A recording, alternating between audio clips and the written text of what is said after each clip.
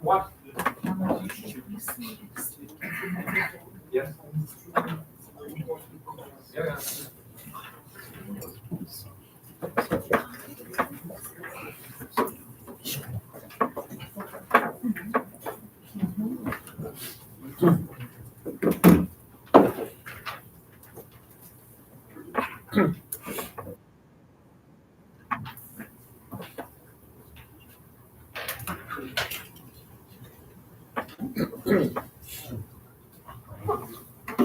So good afternoon. I hope everybody had a nice lunch break. This panel has a focus on indigenous peoples. So we could think of it as a kind of indigenous panel.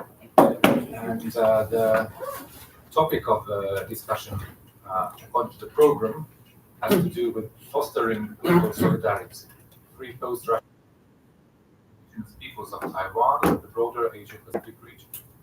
So first I will start by introducing the panelists, and then they will shortly have a chance to present themselves and make their statements.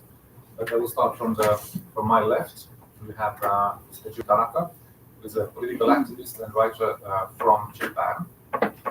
And next, Mr. Jason Pan Adawai, who is indigenous Taiwanese, representing the Patsé people, and who has been very actively involved in indigenous activism, both including the United Nations system. On my right, Ms. Marina Amalayeva, who is Buryat activist, representing indigenous people, Buryat indigenous people of Russia, founder and leader of the Tuskar Buryat Mongolia movement, and the founding member of the Buryat Independence Committee. And also, to the very right, Dr. Jolan Xi, sorry if I didn't pronounce the surname, Xi, who is also indigenous Taiwanese, professor and director at this university. Yeah, this university. Yes. Yeah, and also president of the Taiwan Security Institute, representing the indigenous Siraya. So this is our panel.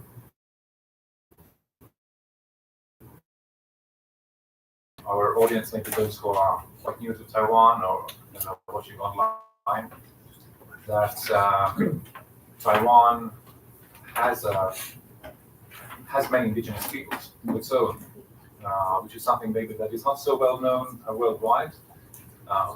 In Western media, I think we hear more about Taiwan in some geopolitical context. We know less about the ethnic and cultural diversity, which of course is very wide.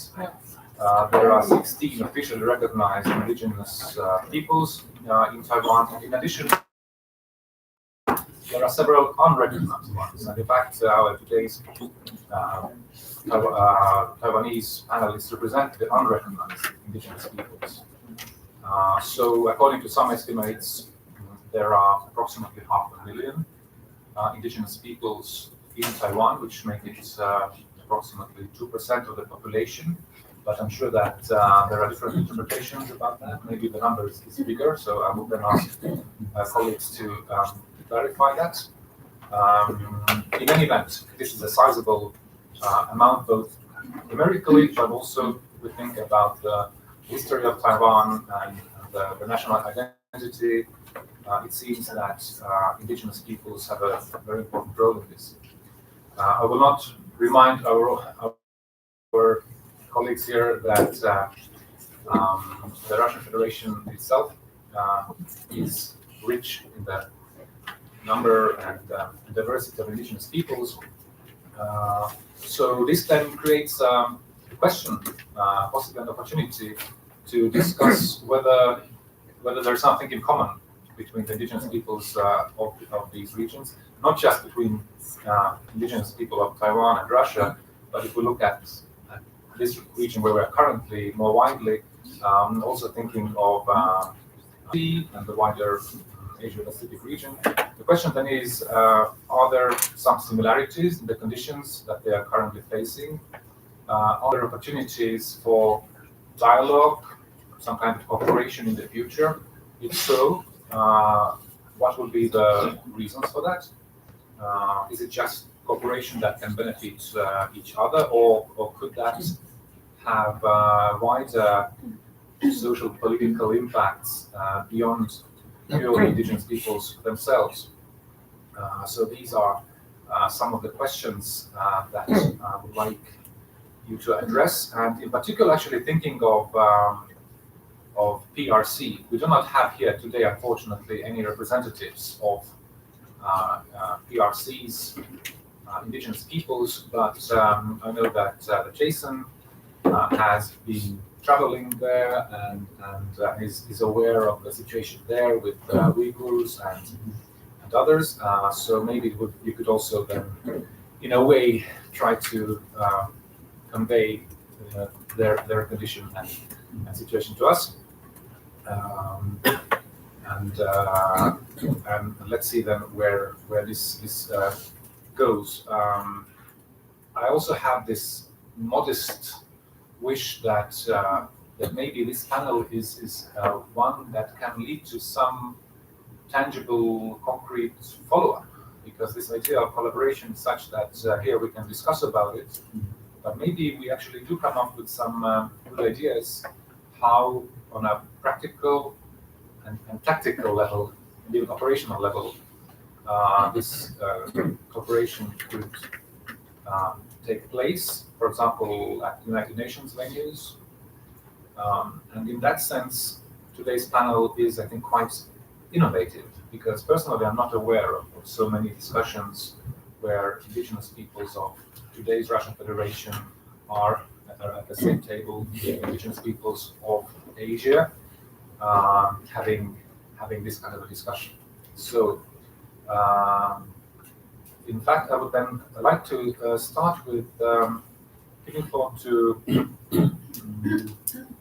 Jason, to perhaps present your views and also provide a little bit of a wider regional picture to us, not just talking about Taiwan, but also PRC. To give a brief, I'm indigenous people of Taiwan, and I identify as such, and that my people is from central Taiwan, it's called Baze people, and I went to education in Canada, so I started international networking, has a little bit more perspective, and I consider myself an expert also in China history and geography and the people who got travel there. Some academic research, I published some paper and also news article. But why Taiwan is today, why there are people, indigenous people, let me just frame what Mr. Loder has asked. Taiwan has, yeah, you're right, about 1.5 million population, which officially recognized 16 groups. That's about, they say that, it's about close to 4% of total population. Taiwan total is 23 million. But government, which is for a long time KMT, China Kuomintang, who lost the civil war in China, come to Taiwan with military conquest. They consider us not as indigenous people. In fact, we are the plain aborigine. There are about 10 different groups. And under KMT, even under now the DPP government, they are more pro-Taiwan. We are still not recognized. But you count from what academics and people like us, activists, there may be also under 500,000 or like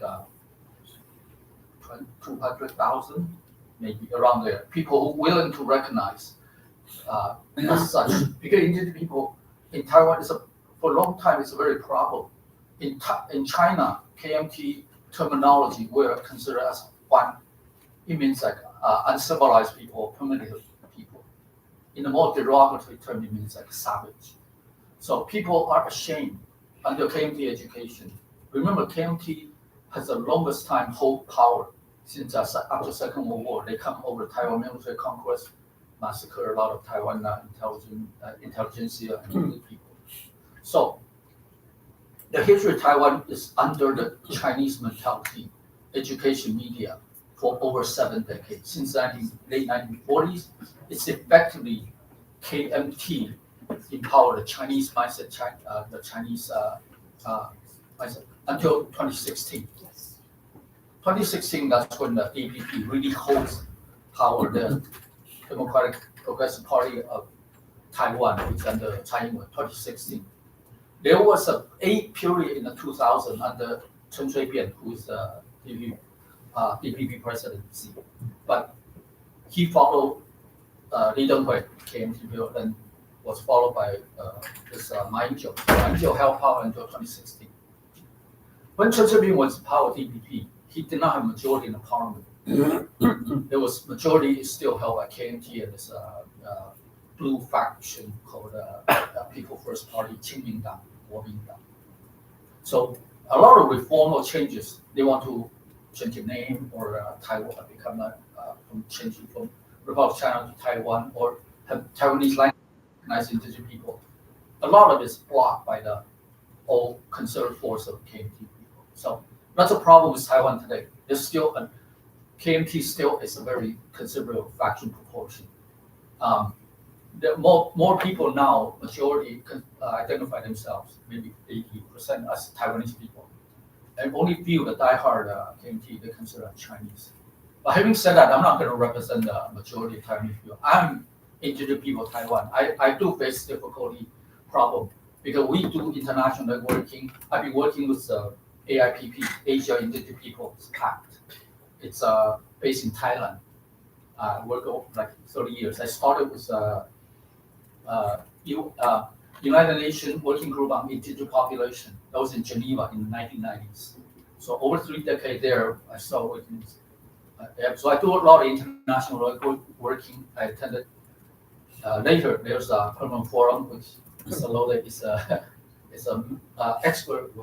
Was yeah. But I attended there. That was in New York twice. I also with AIPP help, and I also work with the European-based IWGIA, International Working Group on for Indigenous Affairs. They published an annual book. Anyway, through their funding, I could only get funding from them. Then I could attend this meeting. I also attended the UN climate change conference, also biodiversity and work. Okay, so what is that? Taiwan under the KMT only the last 8 years, Taiwan is become more progressive or more pro-Taiwan government. You know, the DPP and the China. Now we also, I think, it's more pro-Taiwan. So now, having said that, is that Taiwan under this over 7 decades was under martial law, white terror. Basically, it was a totalitarian state. And they look down on indigenous people, and they have like their own security, very much similar like what Russia had, KGB and GRU and internal spying on people, and people could be grabbed in the middle of the night and some they execute or throw in jail. That was under like until martial law was lifted in the late 1980s. But even though the big democracy movement in Taiwan was in the 1980s and up to the early 90s, which I also was part of that. But a lot of people still vote for KMT because of education, political mindset, propaganda under KMT, saying you are all Chinese. Discriminate against the indigenous people of Taiwan. not the plain Aborigines. Also language, culture. KMT, the doctrine is Han Chinese chauvinism. They have this primal supremacy of Han people. In Taiwan, we call them Chinese mainlander who came from China with Chiang Kai-shek. We are marginalized. We have no rights. We're not even recognized as ethnic people of Taiwan. We're not in the books. And KMT textbook and propaganda just say, "Oh, you have been just assimilated." In fact, when I had my schooling, I was very well drilled history of China, geography and all kind of things. Because they once when Chiang Kai-shek and KMT came over, they started wiping out every indigenous people, culture and language identity. They said, "You're all Chinese. We will return to China. We will back to them." I want to do international. This is a good time for all you come here. Taiwan was IT and high-tech technology, a lot of traditional electronics and flourishing economically, and they're in a cutting edge of IT and computer and so-called AI. Maybe not, but under DPP government, they want to do networking, build up relationship with other countries. Whereas the KMT power, they only look at China. So Taiwan right now is the Democracy Alliance here, especially the Central European countries, Czech and Slovak and even Slovenia, and also the Baltic state. Taiwan is building up, relationship, have visits with these, Lithuania, Estonia, Latvia, and a lot of law. Taiwan has a very strong lobbying effort. A lot of Taiwanese exile living, especially U.S. So they're lobbying U.S. So there's a lot of American Congress acts and legislation to allow U.S. Official government visit. Even acknowledged now, just recent months, there are U.S. Marine and stations and military. So stationed in Taiwan to help Thailand, especially with Southeast Asia countries. A lot of indigenous people, and they say, "Oh, wow, you have a similar culture similarity." I also have done work in, say, India, but I also do a lot of tour, say in China, because that's what AIPP is sort of saying. "Oh, we need people who speak Chinese and have a good inspection or tour or understanding of China." So my focus was on Southeast China, Southwest China, sorry, Yunnan, Guizhou, and the Zhuang Autonomous Region. I also did my own work. I toured, looked around. I have a lot of photos from 1990 when it's opened. This is in East Turkestan. They are the Uyghur people. In China, they call it Xinjiang. Xinjiang means new territory. That means they are conquered territory. The Uyghur, they are not Chinese, and they are concerned they speak different language, very different religion. But China say, "Oh, you're one of the Chinese family." China say we have 56 ethnic groups, and Chinese are predominant one. I've been to a lot of people, and basically all these ethnic minority groups in China, they said, "Oh, we're not Han Chinese," and they are very different ways. So that's why I said there was possibility of China breaking up, and all these free country, the people who are being subjugated, conquered, they can become their free nation. A lot of these, they aspire to that privately, and the Uyghur people is especially very instructive to me. I met them; they're very nice, very friendly. Once they know I'm from Taiwan, they say they Han Chinese really look down on them. It's just racial discrimination, and that's going to happen if China take over Taiwan. Indigenous people, whether recognized or people, will become like that, discriminated. Like Uyghur, they are not even in their own, the PRC conquered land. They are not even second-class citizens. First the communist people, the Han Chinese, ethnic minority. Uyghur are third, fourth class citizen. Like we were considered like second, third class citizen under KMT Chinese dictatorship. They looked down on Taiwanese people, and there are Taiwanese people who speak Hakka and indigenous languages. KMT basically wiped them out. So this is like a racial discrimination, and Han Chinese must be the stronger, must be the empowered. So this is exactly going to happen in Taiwan. Okay, so internationally, I would say PBI international meeting, I have done networking with a lot of European, and I think also the Russian Federation. There are a lot of people I met with from Siberia and also from the Arctic, Far East, and especially this guy Rodion Suryan Zega. He's was later become an emirate member, but he was coordinating. I know because in the UN meeting, there's international Indigenous caucus coordination. We meet together and map out strategy. But Asia, they tend to be working themselves, AIPB coordinating as Asia caucus. But international meeting or other conference, maybe there should be more cooperation with Russian and European, IP power. So Taiwan people should break out more international networking, and that you're here in the right time, and maybe it's time, this opportunity we are therapy between us. Then, okay, I'll set up later.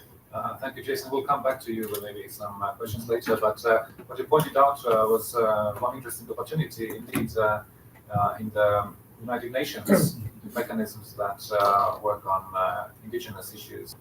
Indigenous peoples often work in these groups called caucuses that are regional. So, for example, there's a very active Asian caucus for indigenous peoples.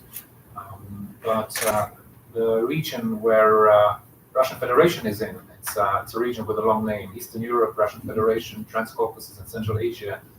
And during the past, couple of decades in the United Nations, they have not been able to organize into this caucus. So that basically the voice of indigenous peoples of our region is not heard. And maybe this is actually an opportunity, as you indicated, that possibly indigenous peoples from Asia could even support and engage with, let's say, decolonially minded indigenous peoples from Russia to help also strengthen this regional voice. So with that said, I will now give the word to Marina, who perhaps can present this Buryat point of view, but also maybe a wider point of view of Russia's indigenous peoples. And I would really like you to also talk about these possibilities that you see for cooperation with Asia. First of all, thank you very much for this opportunity to be here today. Dear friends, I'm happy to greet our brothers and sisters, people of Taiwan and other countries. My name is Marina Khankhalaeva, and I'm representative of the Buryat Independence Movement, Toskar Buryat Mongolia, and NESA, North Eurasian Solidarity Alliance, a union of the indigenous peoples of Russia. My homeland is Buryatia. It is a beautiful part of the world, located in Siberia, near Mongolia. We take pride in Lake Baikal, the deepest lake in the world, which holds 20% of the planet's freshwater reserves, as you know.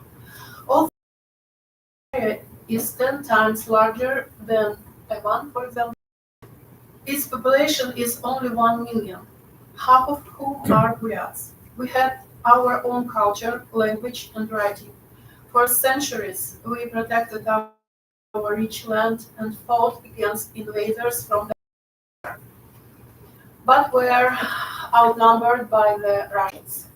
After centuries of Russification and repression, Buryatia today is a very poor region whose rich resources are exported to Moscow to enrich its rulers and fund its wars, and whose people are dying in these wars.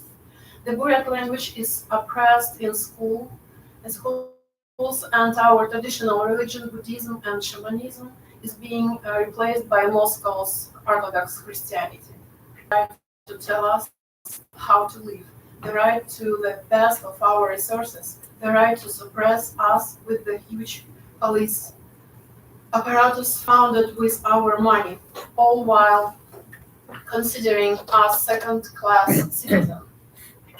We want to decide for ourselves how to live, and our path does not align with Moscow's goals. We want to decide for ourselves who to be friends with. Asian countries are much closer to us, both geographically and culturally. For example, Taipei is 1,000 kilometers closer to Buryatia than Moscow. And Mongolia is 10 times closer. The Russian language has nothing in common with Burят. Why should we be ruled by Russia? It is just because a few centuries ago the Russian Empire had better weapons.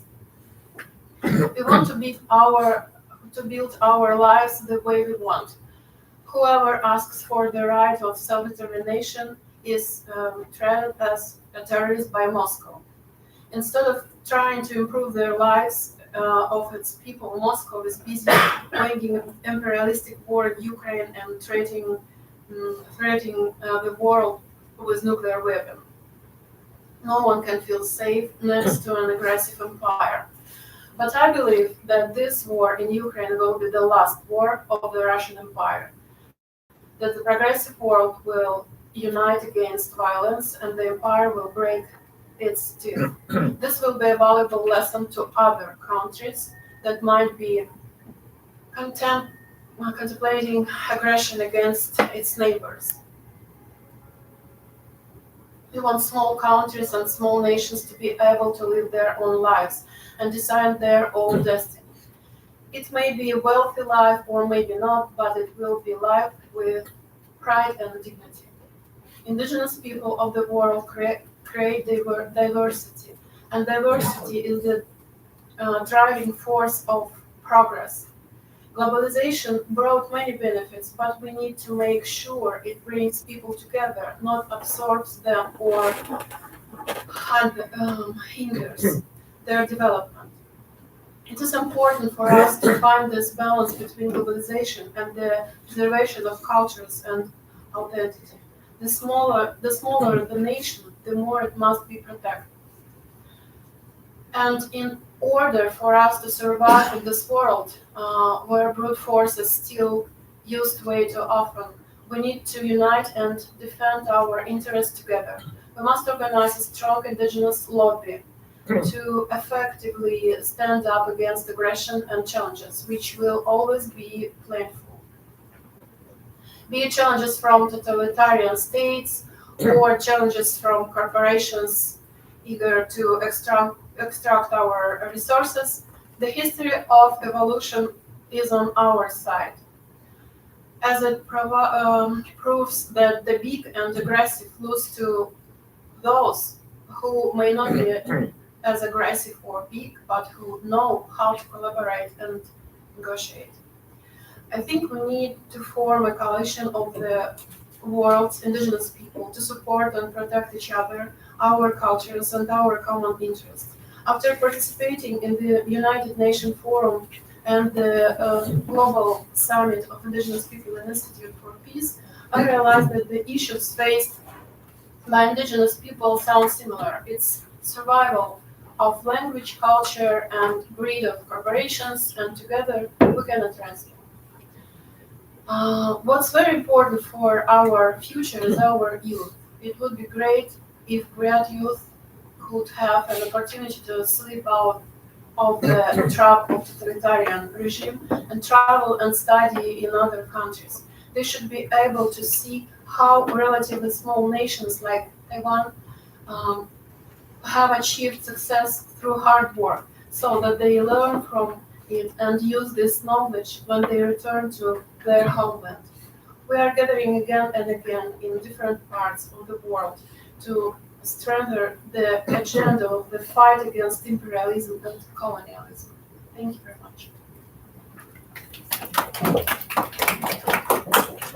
Thank you very much, Marina, and we'll also come back to you with some questions afterwards. And now I will give the floor to Jolan, who, as an indigenous academic, I think can bring very valuable perspectives to us. And just like to previous panelists, I would like you to at some point also address this relationship, possible cooperation, collaboration between indigenous peoples of Taiwan and the wider region here, and those in Russia. Is there a rationale? Is there a reason to cooperate beyond just the fact that it's nice to cooperate, and what forms could that take?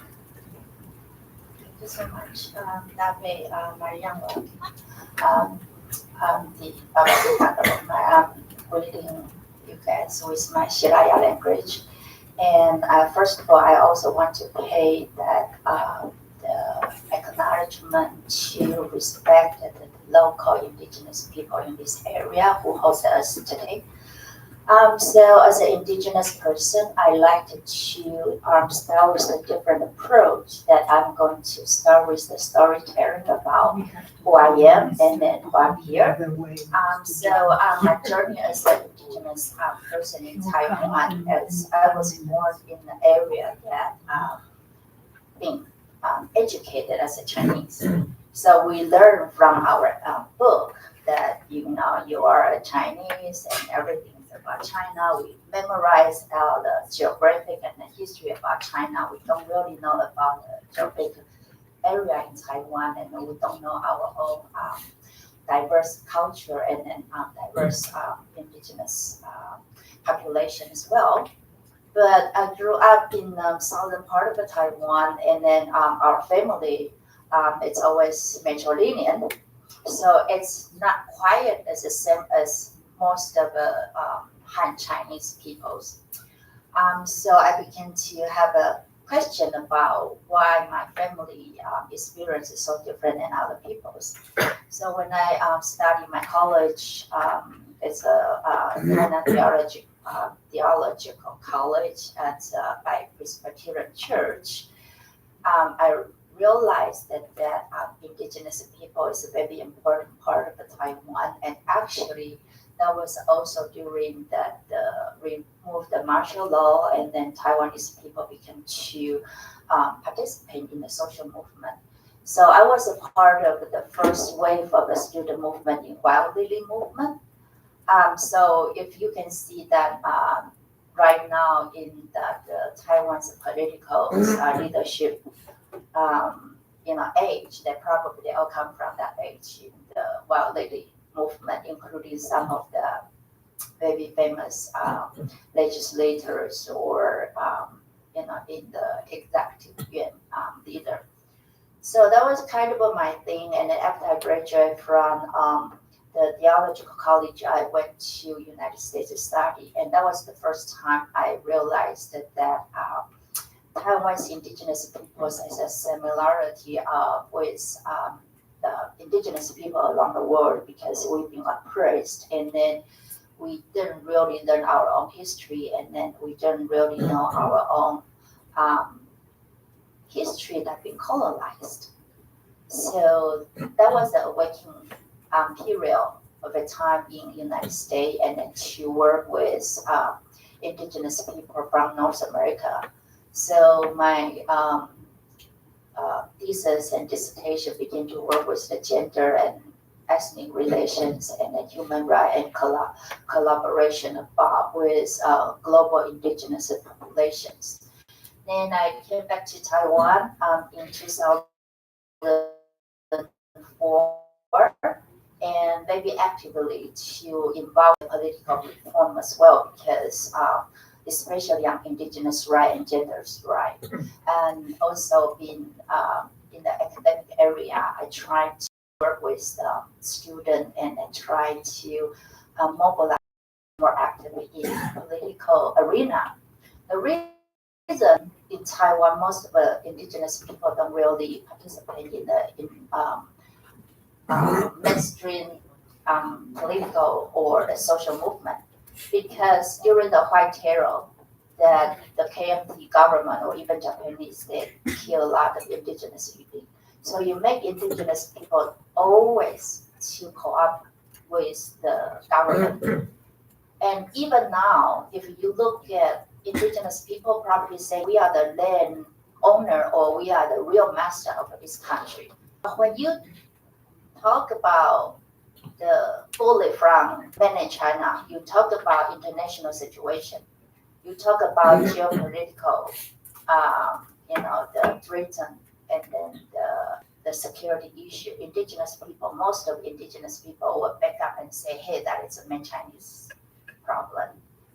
Okay, I think this is the only countries indigenous people has right as the indigenous people and can say it out loud, but at the same time, don't really want to participate in defending national security.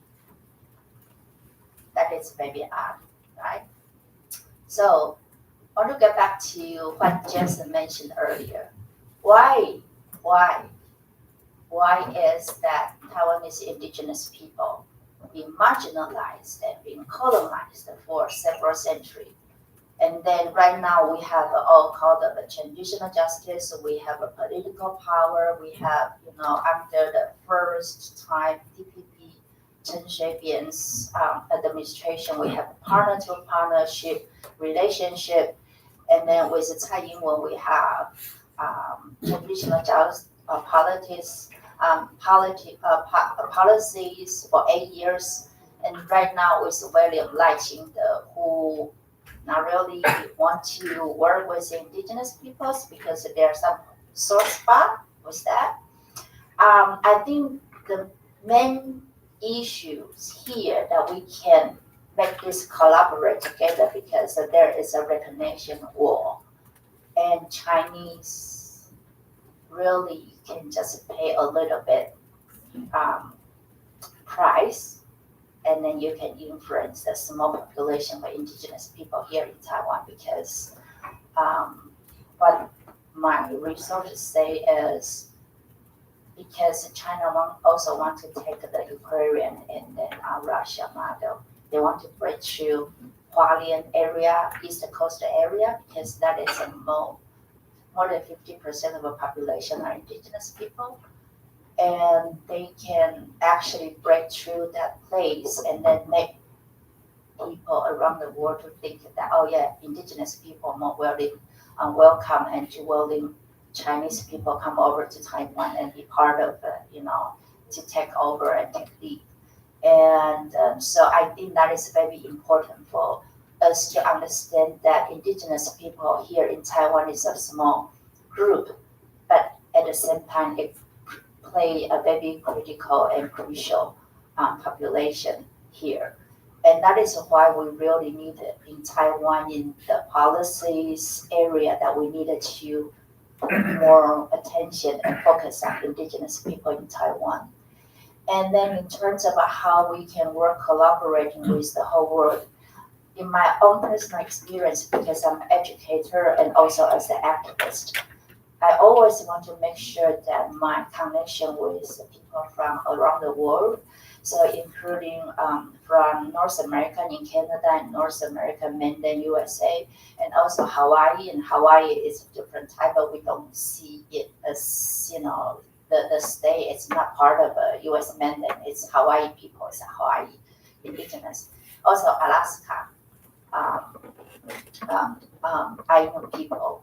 And then also in the New Zealand, Aotearoa, Australia, and also with Sami land from Sweden, Norway, and Finland, as well as from Russia. And in my experience with Sami people, that they have a very strong identity, and then we develop a very similar fight to get our recognition and our identity. But because these four countries has a different political situation, I think in Russia it's less focused on Sami rights. And so that is probably something we can work together as a global indigenous people and to build our solidarity, and then we can through education area, and then we can also from how we defend ourselves and defending the land you claim yourself as a owner of a land, and then to defending this national security, and then not to being bring back to the colonial system, and then to bring back to less, the democracy, and lost the value of freedom, and then the democracy, and then the right you are defending now. Thank you so much.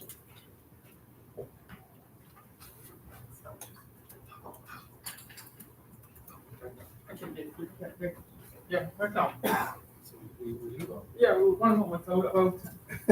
You could say about the break, not break, but pause. Yeah, Yes, so it seems we are going to be visited by the Deputy Foreign Minister. Was the plan. But until that, or sorry.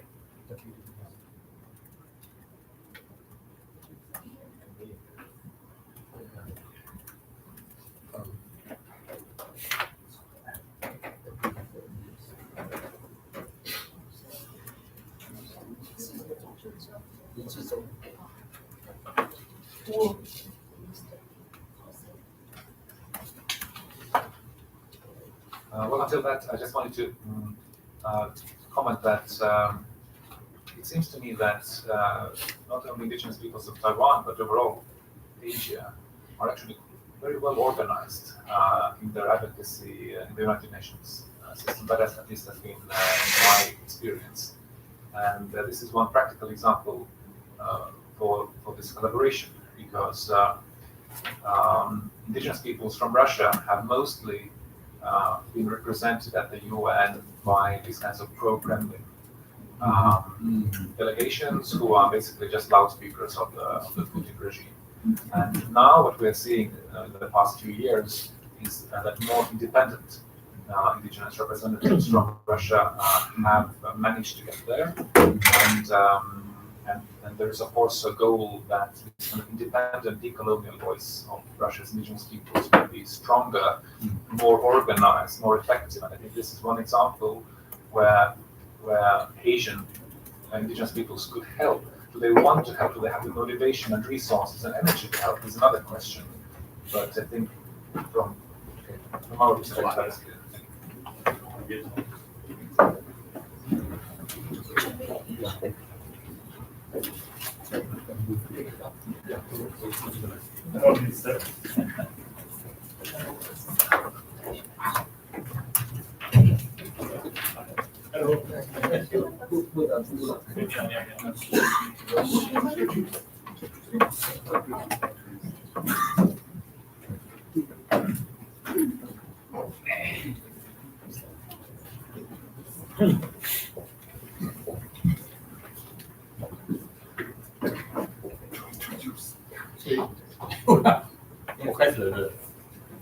So it's my turn to begin, or I'm sorry to interrupt the just.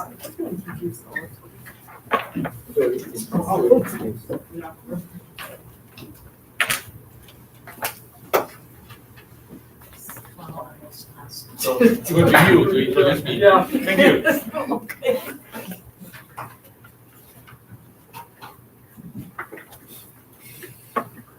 So, ladies and gentlemen, once more, I'm really honored and privileged to introduce the Deputy Minister of Foreign Affairs of Taiwan, Minister Wu, who was kind enough to address our forum. We are minister after a series of panels, so it is our pleasure to meet so experienced diplomats. I was just informed about minister's mission, previous mission to Paris, and now taking over very, very important office in a very disturbing and difficult time globally. The minister has very strong views on the situation also in the region, much closer to Europeans. So the full-scale war on Ukraine but we are able to discuss issues relevant to development of the Indo-Pacific. And here, security of Taiwan is one of the key issues. All of us are very much aware of tensions in the region, and we think that experience developed in Taiwan are of utmost importance to stability of not only the region but of whole world. So, Minister, once more, warm welcome, and floor is yours. Okay, Minister Anna Fotiga, ladies and gentlemen, good afternoon, and thank you very much, Minister, for your generous introduction. My name is François Wu Zhizhong. I'm the newly appointed Deputy Minister of Foreign Affairs of Taiwan. I used to be, as Mr. just mentioned, I used to be the ambassador of Taiwan in France for 6 years.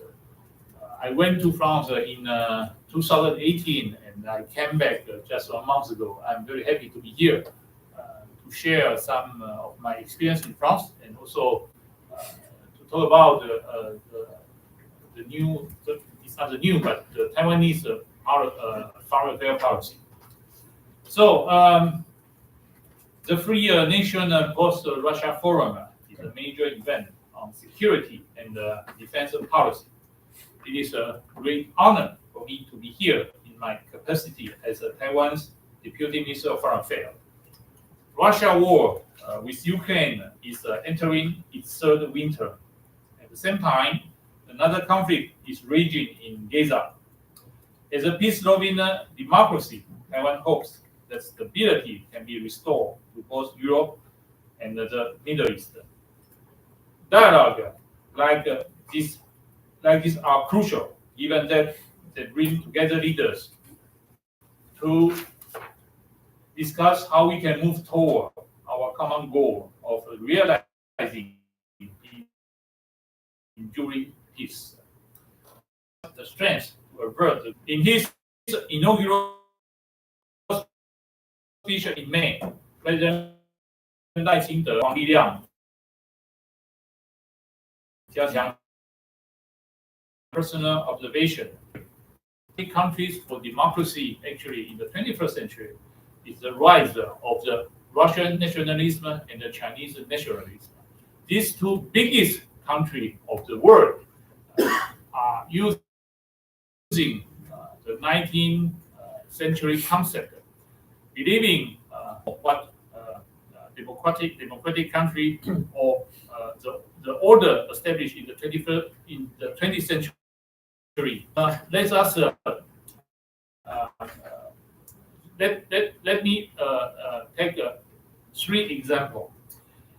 In 2015, just about 9 years ago, the president of China, Xi Jinping, you can find it in your research in Google. Just 9 years ago, Mr. Xi promised, and in a public commitment, say he will not militarize the South China Sea. And see now, just look at how Chinese warship are navigating in South China Sea. Second thing, in May 17, 2015, the same president of China, Xi Jinping, told John Kerry at this time, the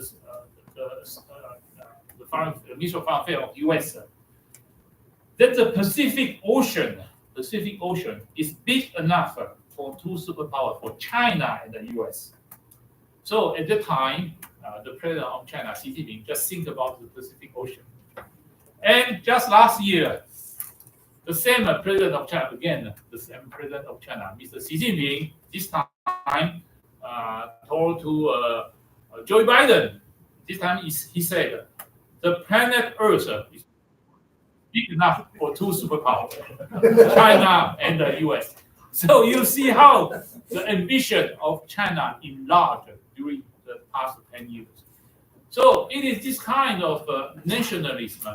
This is become very dangerous for us. And I think we have Japanese here. You certainly believe now the target is Taiwan. The next one will be you. So we really need to work together. So we think a common problem. In the past, we are talking about the rise of China, but it's not simply the rise of China, but it is the rise of the Chinese nationalism. They tend to conquer territory. Now it's Taiwan, then the South China Sea, and I think India, the same thing. And maybe the next one will be the Senkaku Island of Japan. Our President Lai, William Lai, just mentioned, I believe 1 or 2 weeks ago, to say that the objective of China to conquer Taiwan is not a question of the Chinese history. If China thinks so much about their history, they should think about the territory they lost in the province of Russia in the 19th century. You should know in the 19th century, because of a lot of international treaties, because at the time China was weak, they lost more than 1,500,000 kilometers of territory in the province of Russia. It is 40 times the territory of Taiwan. So China say every time they cannot lose even 1 centimeter of their Chinese territory. So they need to take back Taiwan. It's not the truth. The truth, because I just mentioned, China have an ambition to change the world order established in the 20th century. China has an ambition to dominate the Pacific Ocean, and it becomes a common problem that we need to face together, especially for those like-minded countries. I would like also to take this opportunity to outline how important Taiwan is and how important Taiwan is for the world. Let me begin by this kind of interest that we can calculate. And as you know very well, people here, we talk very often the recent year about the semiconductor that Taiwan produced. In general, 60% of the semiconductor in the world were produced in Taiwan. But if we talk about the most sophisticated semiconductor, it's more than 90%. And even more, and if we talk about the AI, the chips that AI needs is 100% made by the TSMC in Taiwan. And Taiwan really have this kind of very special technology. Intel of US tried also to do the same work as TSMC, but last year they lost $6 billion trying to do the same thing. So Taiwan, for the moment, have this very advanced technology concerning our common future. Of course, we want to work with the world. So it is one of the very important reasons. If you look at actually, still the most industrial country in the world were US, Japan, Germany, France, and Italy, like that. But Taiwan decided to work with the most industrial country for our semiconductor knowledge. So we decided to invest in Arizona in the US, and actually it seems that we will establish 3 factories in Japan. So for the moment, it seems it worked very well. And just 1 week ago, also in Germany, 1 or 2 weeks ago. It shows the importance of Taiwan in the domain of a semiconductor. Not only the semiconductor, also if you look at the container that passes Taiwan Strait, in general, 60% of the container in the trade, the container passed by Formosa Strait, 60%. in the Red Sea, only 20%. I think 1 or 2 years ago, one cargo just blocked the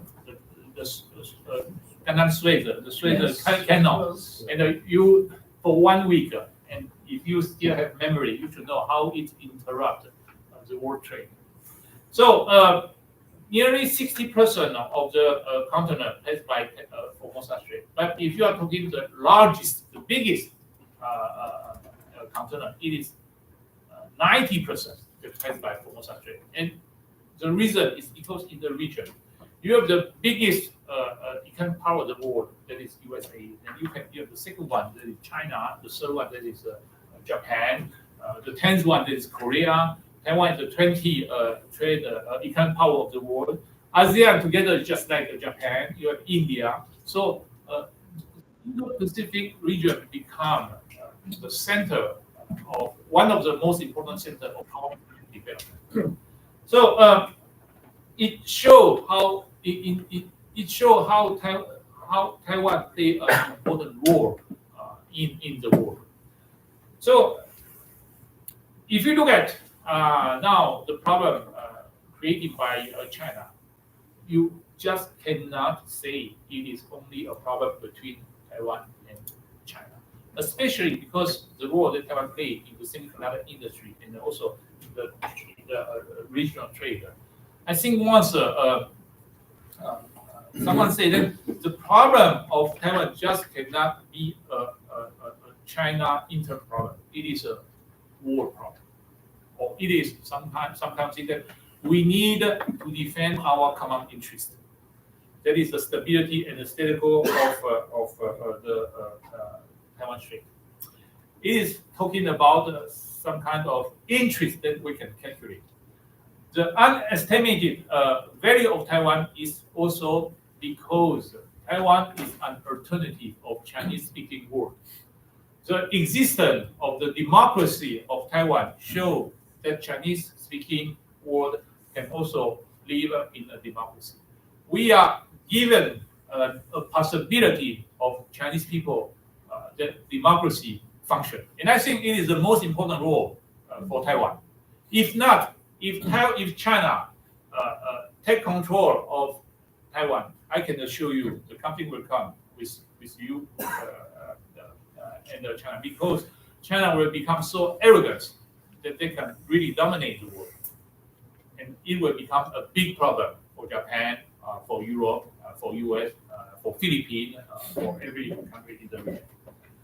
So I just mentioned how important Taiwan plays in our real pragmatic national interest, also in terms of universal value. Now, I want to share also my point of view, how we can do together facing, because I'm talking about China now, it's become very aggressive. What we can do? I think the stability of the region can be maintained based on 3 pillars. The first thing, of course, is the role of Taiwan. Taiwan is increasing our own defense capability for the past 8 years. So for the past 8 years, we increased more than 80% of our military budget. Not so strong as Poland, but we try to make some very strong effort. So we increased 80% of our military budget, and we are buying also more and more new weapons to increase our capability to defend ourselves. We also re-established the military service. So now every man now in Taiwan, in the near future, like my son, he's the first one, need now to have a military service. I believe in the future, maybe women in Taiwan also should do like Israel. Yeah, it's still not the case, but I think some Chinese people are talking about that. Since now, in Taiwan, very important is the women power. We used to have a women president, and like in my embassy in the Taiwan embassy. Yeah. The Taiwanese deputy occupied more than 44% of our total deputy. It's much better than France. Because I take the example of France, because I used to be ambassador in France. Women power now in Taiwan become more and more important. So I believe that certainly it is something that we are a lot of Taiwan people are thinking about. But I need to tell you, it's still not a very mature policy, but we are discussing of this possibility. So increasing our own defense, it is very important for the first period. The second thing, it is the credibility of the military capability of democratic power of the world. I'm talking about US, Japan, Australia, and you can see almost every day that we have a military maneuver surrounding Taiwan region. Not only Indo-Pacific power, talking about US, Japan, and Australia, but yeah, I mentioned almost all the European power now is coming back in the region. If you want to say thanks for the policy of Xi Jinping, the president of China, the Italian Navy just came to Japan. The first time, never Italy showed their military power in the region. The German warship just closed the Taiwan Strait. France passed also a national law last year in 2023 to say the liberty of the navigation in Taiwan Strait is a very important interest of France will defending. UK is the same thing, and not mentioning this those big power. Netherlands also the warship of Netherlands also just closed Taiwan Strait. I believe 1 month ago. So not only in the region we have this kind of credibility of the big power of US of the power in the region, but as well as European power is coming back in the region. And I think it's very important because it is sending a message to China that, of course, China is claiming Taiwan, but other countries also have interest in the region. You say it is you have the right to say that you have interest in the region, but US also, Japan, European country. So this kind to show, make very visible their military power becomes something very important and to become the second period that I think to guarantee the stability of the region. The third one will be the reaction of the international community. Again, your support to Taiwan to join WHO, to join the UN, to join ICAO, to join the Interpol is also sending message to China that you are concerned to the status quo of the region. And I need to say, this 3 period, I think the stability will maintain in the future. In Taiwan now, we have a very important policy that is in some way very simple. Not today policy. It means we cannot be naive. China certainly has the ambition to conquer Taiwan, but every day we need to convince the president of China, Xi Jinping, today is not a good moment to invade Taiwan. It's a so-called not today policy. To convince the power with the reaction of international relations, the 3 periods that maintain the stability of the region. I just can say nothing is 100% guaranteed, but we just can go push this kind of message, kind of threat to China as far as possible to tell him, and this is not the moment to invade Taiwan, but also for us to maintain the peace and the stability in the region. Before ending, it is that in terms of economy, because what I'm saying is in general, in political or diplomatic thinking, but in terms of a pragmatic relation between Taiwan and the world, Taiwan is also making tremendous effort to try, first thing, to diverse our economic dependence to the world and to strengthen our relation. For example, in 2010, just 14 years ago, our investment in China still occupied 84% of our investment in the world.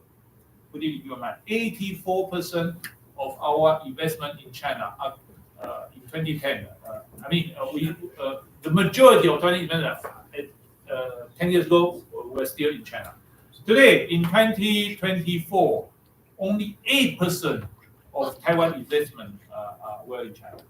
So it goes down just extremely rapidly. And where are going those investments? They are going to Europe, to Japan, to US, to other like-minded countries. So in another statistic that I want to tell you, at the end, I take the example of Europe. At the end of 2023, all European investment in Taiwan has surpassed 71.9 billion US dollar, exceeding the combined investment of the United States and Japan, which ranked second and third, respectively. Taiwan's investment in Europe has also grown dramatically, reaching 19.9 billion US dollars. In the past 4 years, this is the most important point. In the past 4 years, Taiwan's investment equaled what it invests in Europe over the previous 40 years. So the past 4 years, what we invest in Europe surpassed the previous 40 years. To show also how we try to increase our relation with Europe, but as well as also with USA, with Japan, that still occupy the most important place for our investment. So to finish, Taiwan stands at the forefront of the fight against authoritarianism and can serve as inspiration for like-minded democracies around the world. I wonder if you know, according to a statistic of the economists in UK, Taiwan is considered as one of the 10 best democracies of the world. So those countries who function better than Taiwan was all northern European countries. We even function better than France, than US, than Germany, and than Japan. So Taiwan is showing, again, I'm saying that we are in some way a model of Chinese-speaking society, but not only limited in the Chinese-speaking society, but as well as the democracy of the world. So it shows the importance of Taiwan. And while extraordinary challenges remain, I'm optimistic that democracies will continue to work together to safeguard our shared value and the institutions and to protect the interests of all humankind. The Free Nations PostRussia Forum is a valuable and a much respected platform for this cause. I wish the remainder of the event every success, and I wish all participants a pleasant and a productive stay in Taiwan. Thank you very much. Merci beaucoup. Merci de votre participation.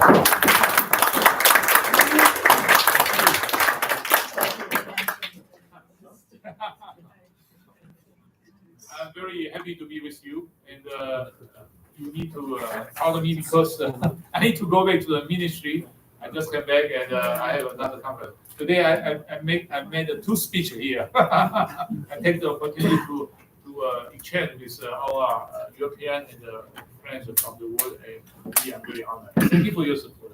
Let's work together. I think it's very important. It is the problem now in the region is not only a problem between Taiwan and China. It's really a world problem. So it is the challenge of the 21st century. So thank you again for your support, and see you next time. Okay, thank you. Minister, thank you very much. Thank you, Minister.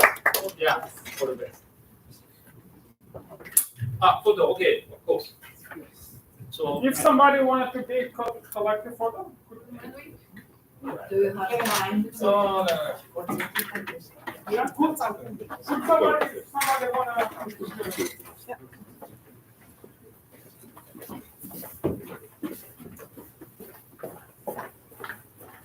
Thank you. One moment, sorry. Okay.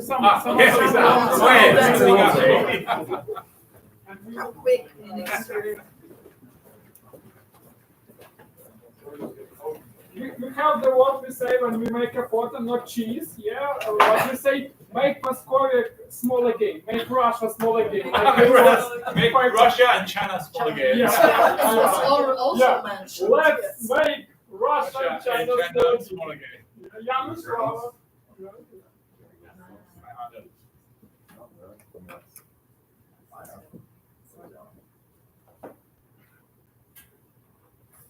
Thank you. Thank you very much. Thank you. Go on. Yeah. Okay. Thank you. Okay. Okay. Thank you.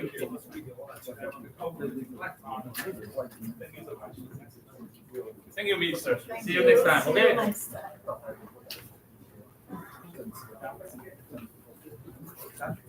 Thank you. Yeah. Thank you. Thank you. Thank you. Thank you. Thank you. Thank you very much. Thank you. Thank you, Minister. Who over?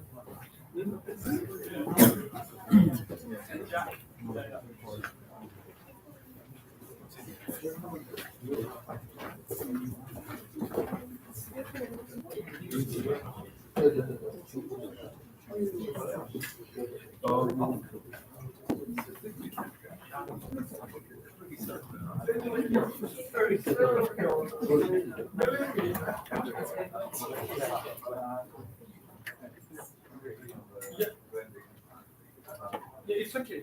You work, like you have your panel, everyone will make a break. Take a break in the panel.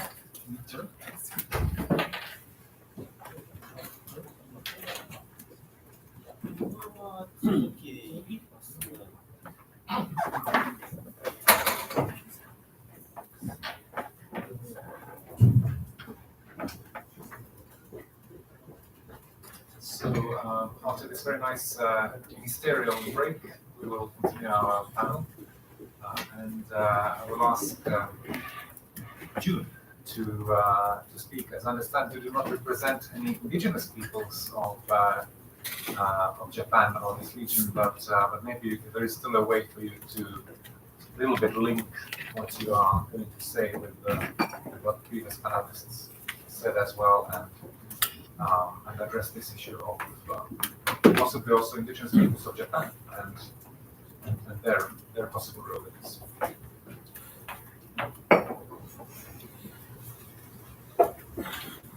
Hello, dear peoples of Taiwan and peoples of the world.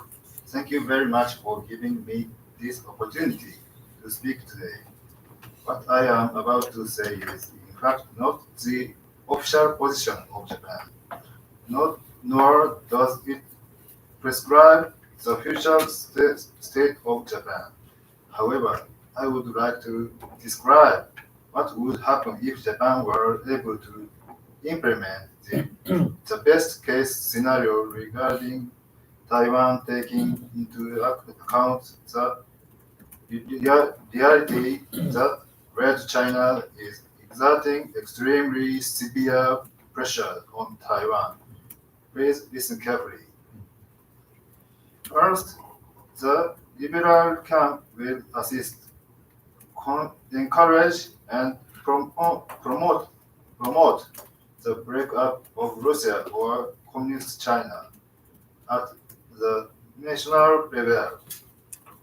In the case of Communist China, the liberal movements in areas such as Tibet, Uyghur, Southern Mongolia, and Manchuria, which are currently under effective control, or in Taiwan, which aspires for independence.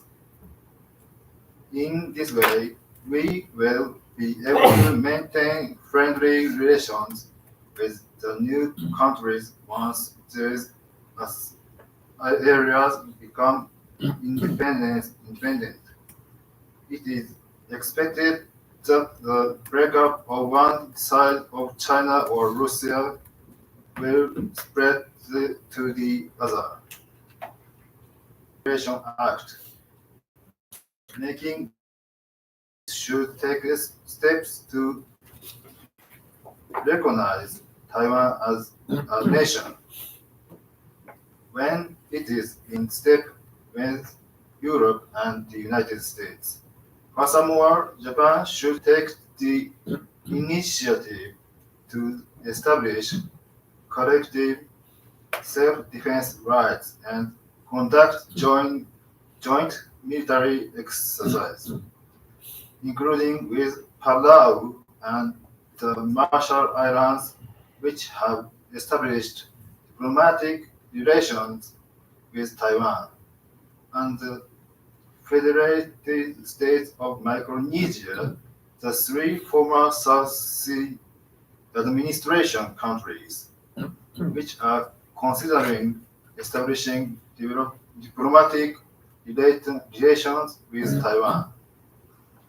As a practical matter, these things are currently progressing very slowly in the face of Red China's military concerns about Taiwan. However, joint training between the Taiwan Coast Guard, Japan Coast Guard has already been established. In short, both sides will need the determination to expand this to wider range. Second, I would like to one more note on this matter. There are indeed few countries with which Taiwan has formal diplomatic relations. However, among them, there are some that overlap with Japan's diplomatic partners. The closest country to our country would be the Republic of Palau. This is more of suggestion to those in diplomatic relations with Japan and Taiwan. But why not have Japan and Taiwan could conduct diplomacy so such a third country? Also based on the example of Japan's decision to transfer defense equipment to Mongolia. Japan will actively transfer defense the countries in the Northeast Asian region after Russia breaks up. It is desirable to do so to develop countries that share values. Also, a Pacific version of NATO, Pacific Treaty Organization, will be established with Taiwan, the United States, Australia, New Zealand, the Philippines, and the newly formed nation of Kamchatka. This will completely turn the Pacific into an ocean of freedom. By dissemination, by dismantling and demilitarizing Russia, the world nuclear power and communist China. The third, the denuclearization of the former Russian controlled area will be realized under the leadership of the liberal camp. The elimination of two nuclear weapon holding authoritarian countries will ultimately contribute to global nuclear disarmament. This should be communicated to the world by liberal countries that are constantly exposed to military threat from Russia and communist China, and by Japan, a country what was the victim of atomic bombings. Or when Russia is completely weakened by its recent invasion of Ukraine, the liberal camps of Japan, the United States, and Europe could, in some cases, once again carry out military intervention in Northeast Asia, so-called Russia Far East. Following the example of Siberian intervention in 1918 and lead the liberation of the various ethnic groups. This would allow Japan, the United States, and Europe to establish a base of interest in the area formerly under Russia control and put them in a very advantageous position to modernize and negotiate trade with the new nations mentioned.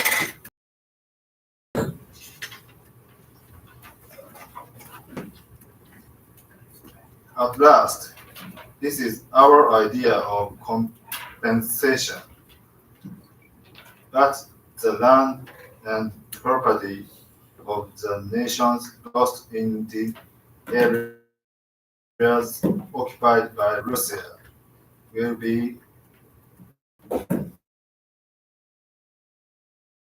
restored to their original state. Former Russian period outside the new Moscovia will be confiscated, transferred, and distributed by Ukraine, the new nations of the Caucasus and Northeast Asia. And of course, our homeland, Karafuto and Tsushima, will be returned to Japan. We are not seeking expropriation. Thank you. Thank you, June, for this bold geopolitical vision. In fact, it seems to me that sometimes those people who do foreign politics for profession lack this kind of imagination that is needed to these visions. But I would like to also come back to the main theme of this panel, which have to do with indigenous peoples, and specifically ask from Marina the following. You said in your statement that for you, or maybe for many Buryak people, Asia is somehow closer culturally, geographically than Moscow, for example, or than Russians, let's say. Now, we know that one of the self-proclaimed leaders of the mainstream Russian opposition, Yulia Navalny, recently said that, if you quote her, these decolonizers can't explain why people with shared background and culture should be artificially divided. So, what do you make of this statement? What kind of shared background and culture do you think Navalny had in mind? Soviet or Russian? And is it true that that those decolonizers cannot explain why they would like to live separately, or is it that this opposition cannot accept the fact that in fact there are peoples in Russia who have their own identity and want to exercise their own right to self-determination? Thank you for this question. First of all, I want to say that we have only one common thing with Russians. It's colonization. And for example, I can tell, for example, that Belarus has much more common with Russians, culture and language, than Buryatia. And we are thousands kilometers far from Moscow. Why we have to be part of Russia? If even Belarus, who is close culturally, don't want to be part of Russia, right? And about this Navalny's statement, I just want to say that it was very good trick, you know. They made two versions of the speech, one in English and one in Russian. In English, it was pretty polite.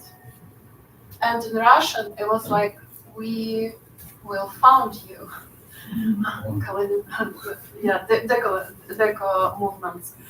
And it was a mistake actually. It was made for purpose because they were expected the reaction on this statement, and they wanted to show us as somebody who cannot control ourselves. They wanted to show us like chauvinistic, and this is why they do things like that. Thank you.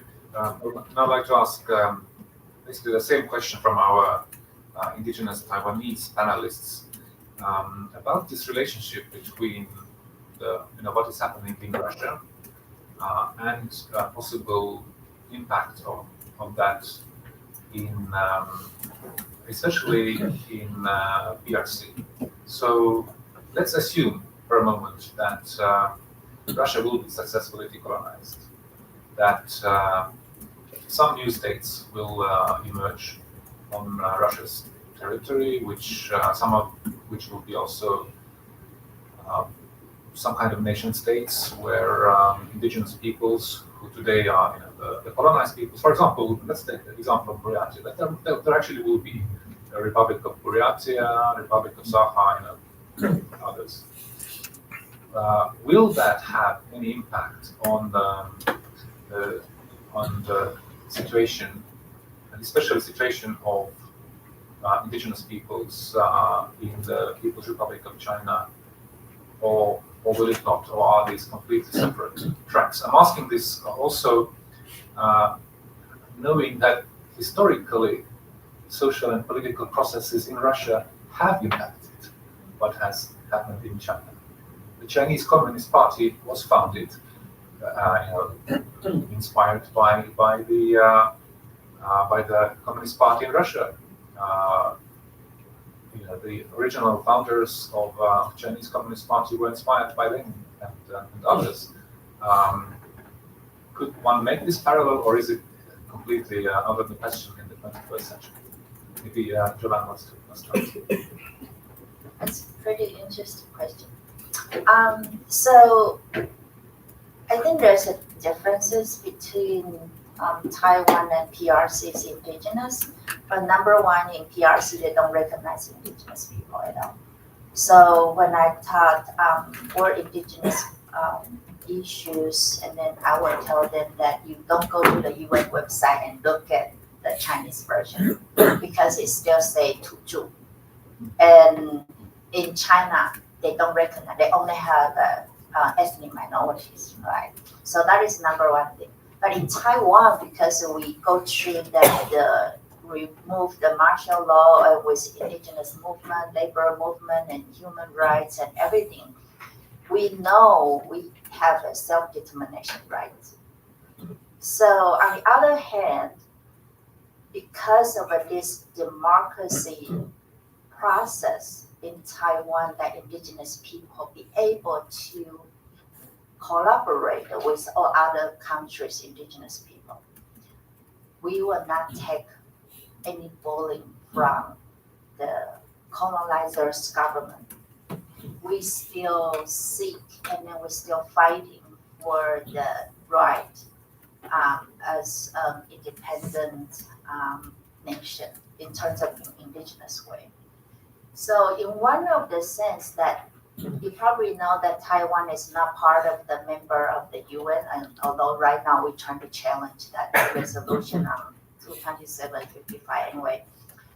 We always said that if Taiwan allow indigenous people as an indigenous nation, and based on the UN Charter Article 4, that all peoples have right to self-determination, we can allow Amis people, we can allow Dao people, Dayan people, indigenous nation, to claim that they want to form their independent nation, and then go through UN, and then say that, hey, we are part of our nation and we want to form a Taiwan Federation.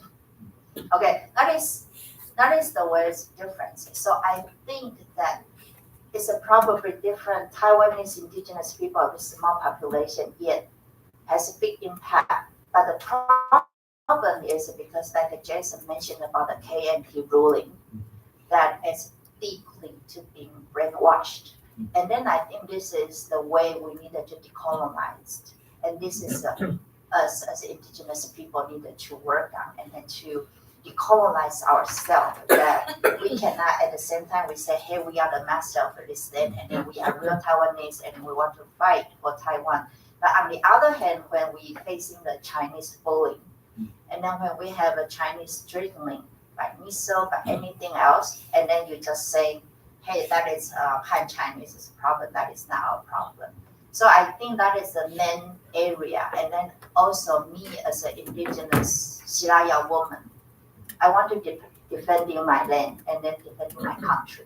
And then if we don't have a Taiwan as a free country, a democracy country, I think that our indigenous right will be totally destroyed. And then we're just like in China. We don't even have indigenous people. We don't have indigenous right. We only have as a minority people. So I think that it's a little bit different, but the similarity there. Thank you. My personal view is that if PRC were to take over Taiwan, then the future for Taiwan's indigenous peoples could be genocide.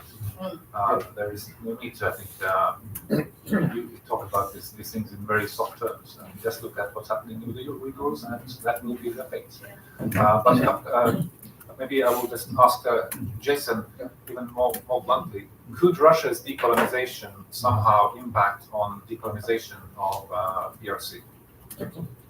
Yeah, thanks for the question. As I said, in reaching out international network, Taiwan is although it's a technology advance and become prosperous, but the number one problem still remains. Taiwan has diplomatically isolated, and a lot is pressure on China. Taiwan is not a member of United Nations. That's a huge problem.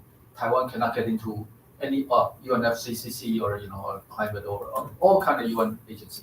Cannot, human rights, nothing. So we as indigenous people, we have other routes as NGO or international organization. But we have networking with Russian people organization. Is that Taiwan, as the deputy minister said, and we are forging as a democratic nation around the world. For example, if they decolonize, break up of Russian Empire and the Chinese Empire, Taiwan does not aspire to take over. Taiwanese people know we're a small nation, island nation. In fact, in the last 30 years, there's a Taiwan saying, we should build up Taiwan as a Switzerland of the East, or other people saying, okay, we are more alike, like Czechia or Baltic states, Lithuania and Estonia, Latvia, because we're small states surrounded by giant neighbors, Japan and China. But democracy can exist. There are small countries. Taiwan, as a deputy foreign minister said, we can lead by example. But as Professor Jolan has said very well, that we are Taiwan. Most importantly, is to build up our indigenous people identity. There are many ethnic and also indigenous people nation in Taiwan, and we could reach out. We have a similarity with the Pacific Islander and Southeast Asia. The language called Austronesian family. We're reaching out to Pacific and Southeast Asia, and also similar to the Maori people, New Zealand. Taiwan could do its own diplomacy, but if it breaks out of isolation, and also that within the Taiwan government, they are also not so proactive to recognize all the indigenous people. For example, the Pinku people, the plain Aboriginal government, despite it's a pro-Taiwan, they still do not recognize this. But we know a lot of this mentality of leftover in the government and the education sector, the mentality is still Han Chinese as predominant. That Chinese, they impose Chinese culture language. But anyway, what I'm saying is Taiwan, yes, can be a democracy leader and how we could become self-sufficient, and also decolonization will not come naturally. So people, Taiwan is not really in the mainstream, but if you take time to learn about Taiwan history, especially democracy history, a lot of breakup of colonialization in the Central Asia will involve some fighting, social instability, coup, grab power. Taiwan basically was very admired for basically bloodless revolution, but a lot of sacrifice by a lot of democracy. And how we did it in the late 80s and 90s. A lot of people go to the street and demand for freedom of speech, demand to open our media.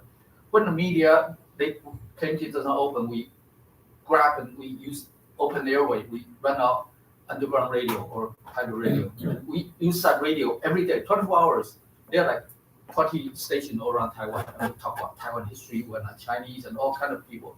And people realized it was enlightenment that we are Taiwanese and there are indigenous people who are different in China, and how they reveal a lot of atrocity and how the barbaric action of KMT on Taiwan. So democracy. Taiwan did not go through an armed revolution. Democracy. That's quite important for a lot of the democracy countries in the post area of decolonization of Russian Empire, Chinese Empire. And there's a lot of people in China. They also have to go through what de-Russification, de-Sinization. They start thinking they are anti-Chinese, start thinking of overlord of PRC, Chinese communism, and about local their own culture of their own setting up their own colony. And we could become friends. We could become like helping them. Taiwan is very good at helping other countries to achieve democracy or economic prosperity or some technical advance. Okay, that's much. Thank you. All right, I think we have hopefully some time for a few questions at least, if there are.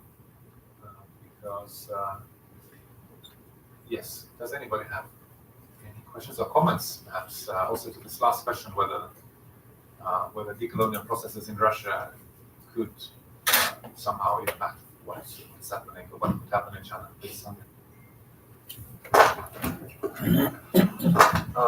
I think that when so-called good Russian imperialists says that the decolonization is artificial, they mean that the captive nations in reality don't want to be independent, and they can borrow the money. The representative of such people, for example, Buryat person or Tatar person or Chechen person, and that person says, well, our nation and Russians are brothers forever, and no, we don't want independence. We are happy within the Russian Federation. We have a good life here and so on.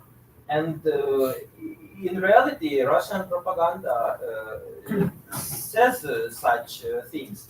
So in that situations, the people from other countries, how can they understand that what is the real voice of these nations? If, for example, the people of independence movement say, well, we want the independence, but in the other hand, pro-Russian representative of such nations says, no, we don't want independence. We are happy within Russia. The people of other country, how can they understand what is real voice and what real the people of every nation think about independence or not independence?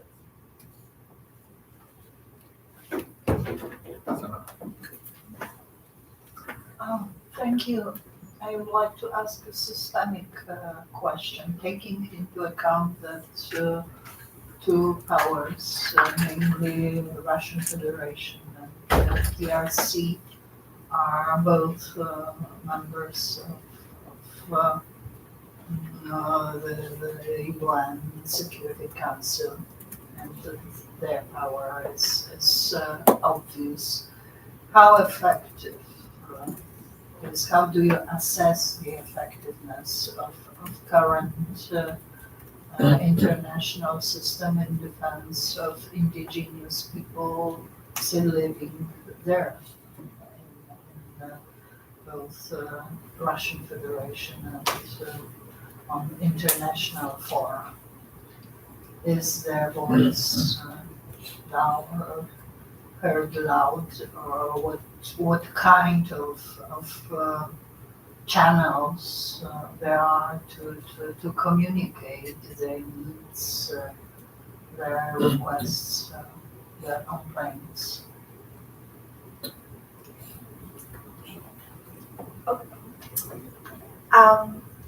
I think for indigenous people that Republic of China right now, our official name is never really resisted. So here I hear everybody call this country as Taiwan, right?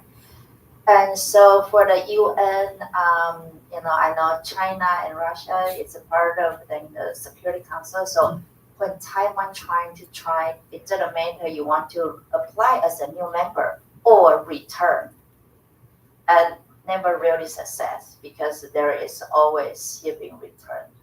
But recently, you can see our foreign minister trying to put in the international media to say about that the UN resolution about Taiwan, never really a single word to say about Taiwan. And it doesn't really refer anything about Republic of China either. It's about Chiang Kai-shek. So this is a new era that for people of Taiwan trying to use the name of Taiwan to apply as a new member to UN. So that is one thing. Yeah, and then if you apply for the new member, it probably can get through that, the Security Council can just reject your application. So I think there is a new strategy, and then I think that probably work. But problem is in Taiwan that many Taiwanese pale blue KMT people, they don't want to give up Republic of China. So that is a big problem. So if we don't care about this internal issue and then try to do the referendum and try to reform that, we're still confused by international standard that which China you are and why you in your passport you still say you are Republic of China. And then most of the people in the whole world they don't understand why it's China. I'm sorry, I was misunderstood. Of course, for me, the situation with Taiwan and around Taiwan and for indigenous people of Taiwan is obvious because of situation of Taiwan overall. So first, membership, otherwise it may work, I would say, to the PRC benefit if other channels.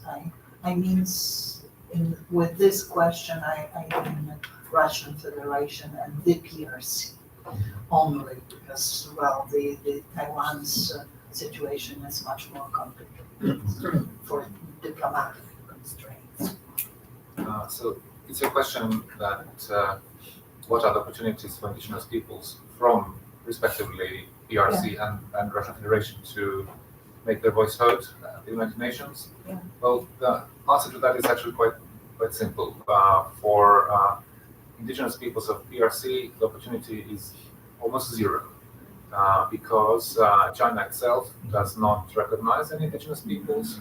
And more than that, it has taken and continues to take active efforts to not allow representatives of, let's say, anti-regime indigenous peoples to the UN. For example, Uyghurs. Myself, I witnessed the situation in 2016 at the Permanent Forum in New York when a Uyghur activist in an unprecedented way who had somehow made it to the forum, being accredited at all, was violently taken out of the room by UN security guards, which was against all protocols, but somehow PRC got away with it.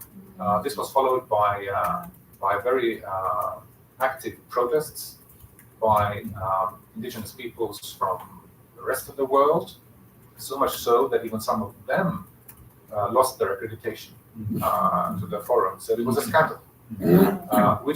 But the result is that these kinds of these actions have chilling effect, and at UN venues, for indigenous peoples, one hardly sees anybody from or related to China.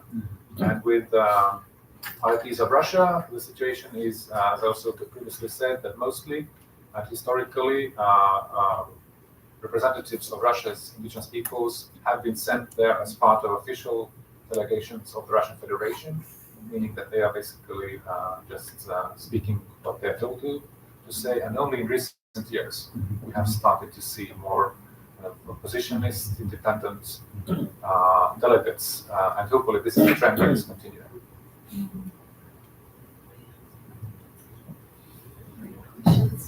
So about how to understand the real voices, who is the real voice. So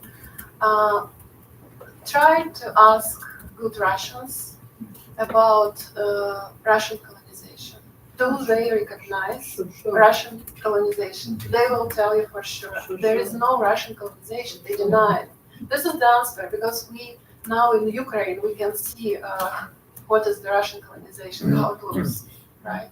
And I think I agree with previous speakers that the most important thing is to decolonize consciousness, and not only Russians, also ourselves.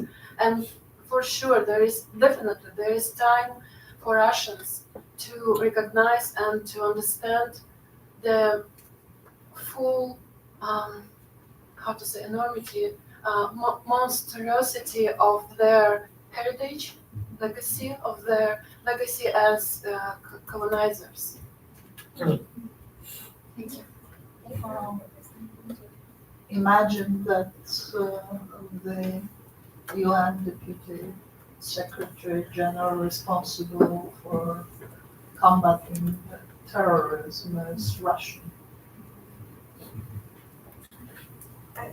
Just want to mention about, I don't really know that much about Russian, but I know some people.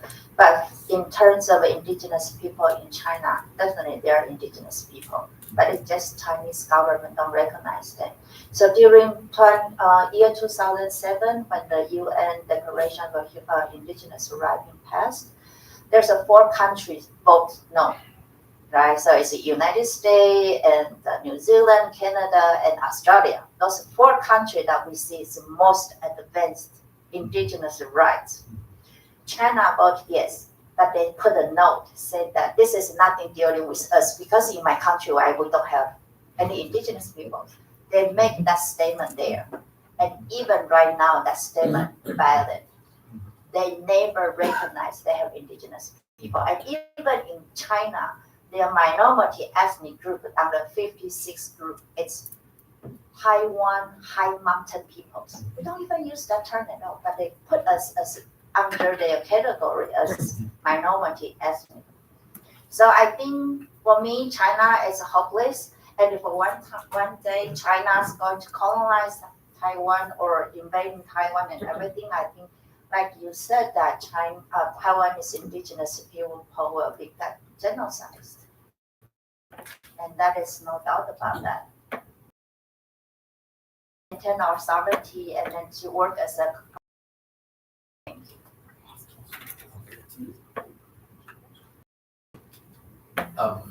I've been a lot of UN forum. In the Cold War, Russia used a lot of its economic or so-called espionage in the UN system. China, I met a lot of reasons. Use UN to pack in a lot of their people. They train the foreign affairs linguistics.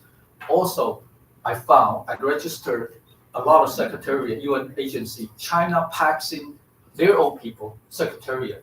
And what they're doing is to prevent, they don't want anybody from Tibetan, Uyghur, and also Taiwanese. That's why we cannot get in, but I have to go through the international organization, AIPP, and go in and able to enter. But they do everything to stop anyone from, all these Tibetan and Uyghurs and Taiwan, which of course is Republic of Taiwan. The secretary, the Chinese people, they pack every secretariat has them. You can see the name. I deal with them. I talk to them in Chinese about, and he's a translator. They all get very like an order. But you must not say this. You must not say this, and don't translate what Taiwanese or if there's Indian people use another word. Anyway, so this is my experience. I dealt with them, and they are very insidious. It's like what U.S. and Europe discovered. China use all the citizens, students, and even people just use as spies or working for the the PRC, the Communist Party of China. What they're doing in UN is to block any opposition or any issue regarding China's sovereignty or the ethnic people existence within China. Okay, that's my. Thank you to our panelists also for questions and comments from the audience. I'm very glad that we had this panel. Thank you to Oleg for making this possible. I think it's the first time maybe in the history of the forums that there is such a focused discussion about indigenous peoples. I hope we're not the last time. And also, John, you said that China is hopeless, but I think here we must still have hope. We must hope that the situation in today's Russian Federation is not hopeless in the sense that Russia's captive people will become free one day, and also in the long-term situation for indigenous peoples, all peoples in the People's Republic of China will improve one way or another. Maybe that is actually one of our tasks to have that hope and to work towards that, even if today this seems like a massive and idealistic proposition. So thank you very much. We have 10 minutes break for coffee and tea and water, and then we have the last panel. Thank you for great moderation.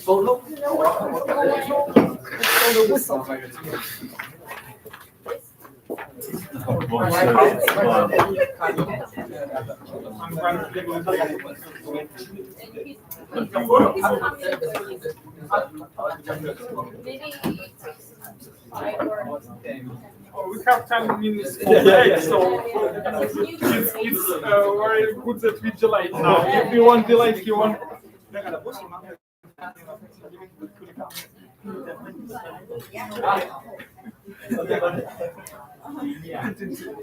Great one. He's the best moderator.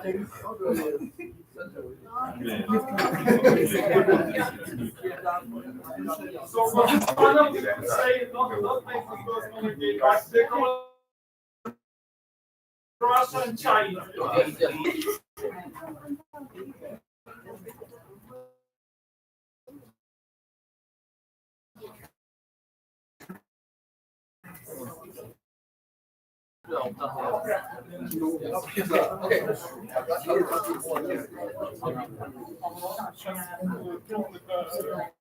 My friend.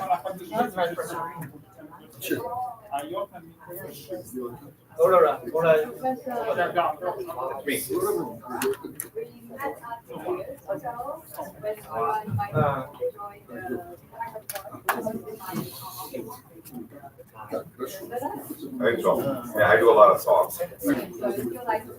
Yeah, I don't remember anything before COVID. COVID like completely erased my memory. Nora, That's right. I'll give him my card. I don't know if we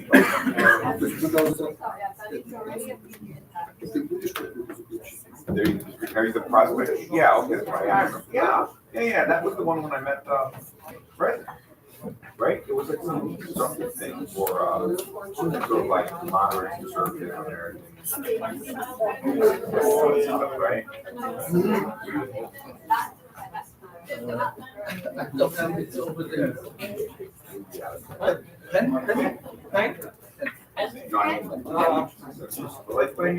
If I remember right, it was people from like AEI, Brookings, CSIS, right? And that's right.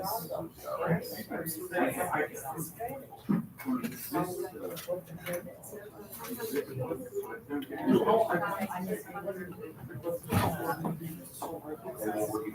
haven't heard from you guys. Call me up. I love that. So you're not receiving the tweets from.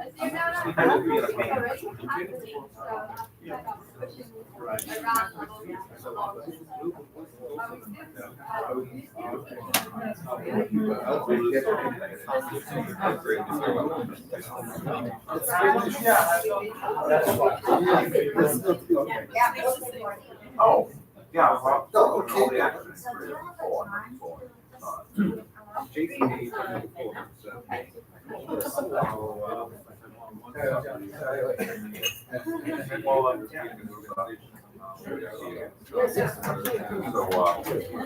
I don't know, yeah, if you ever want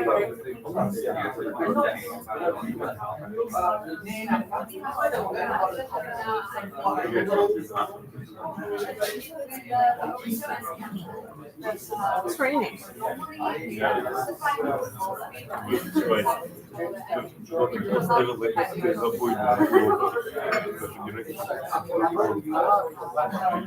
Because the Russians say that this fire ammunition was caused by debris, so thrown to destroy it before it starts from the debris. I think it'd be,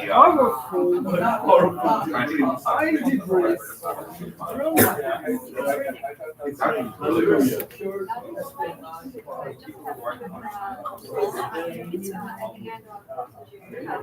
And my impression is that European countries connected to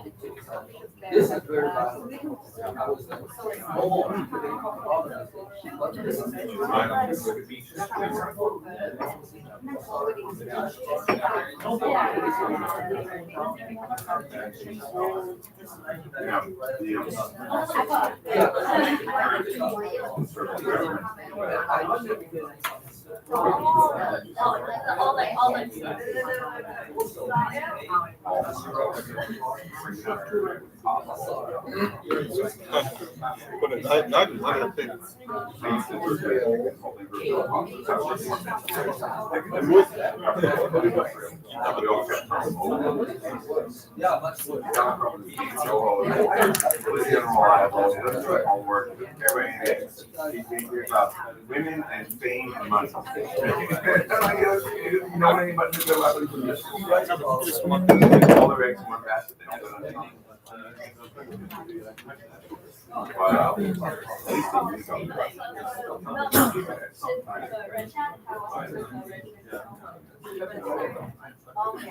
Yeah, I don't know. That's not my say. Sorry. One thing I say is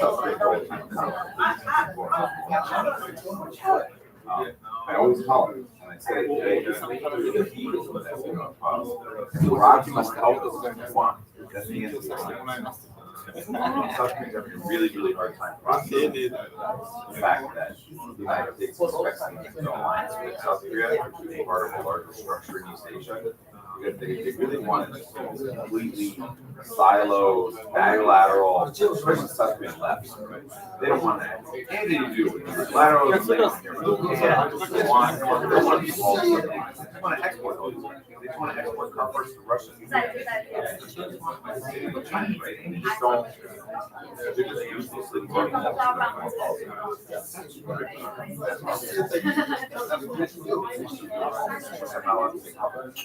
There. But I can say to you.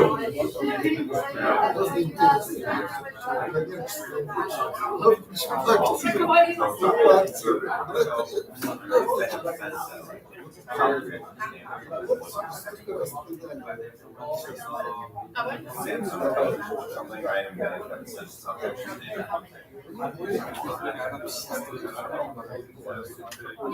anyway, that would be. I'd love to go to that. Like South Korea and Taiwan. I'll play rocks tonight. Like we do stuff. Nice. Whenever bring us up, read about it now.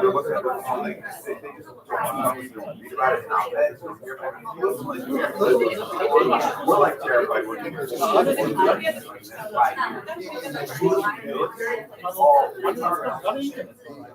I go into and they're planning on running airstrikes on China out of South Korea.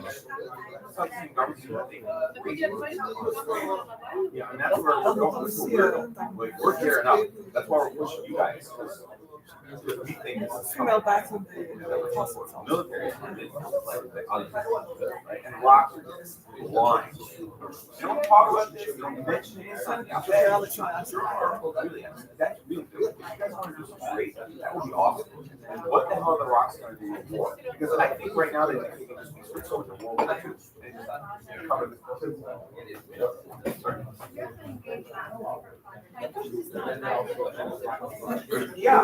Yeah, I don't know, I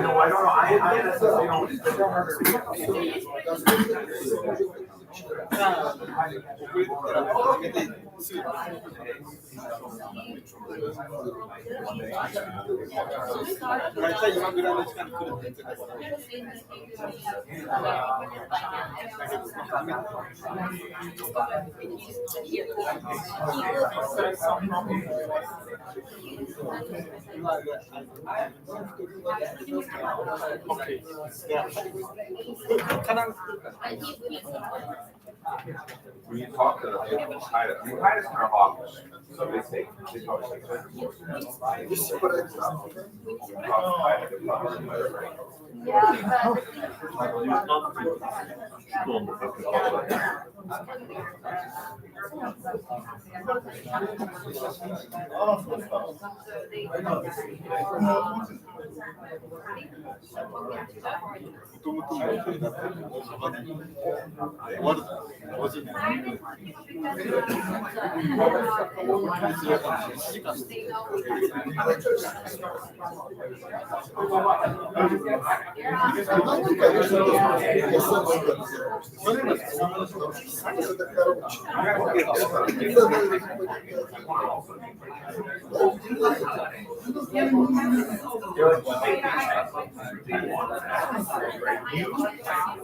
yeah, I did this. You wouldn't just think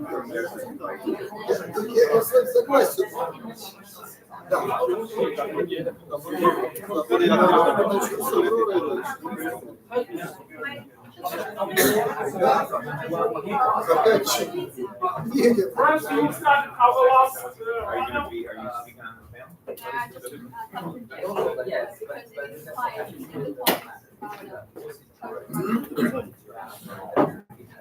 I just had another talk on but I was out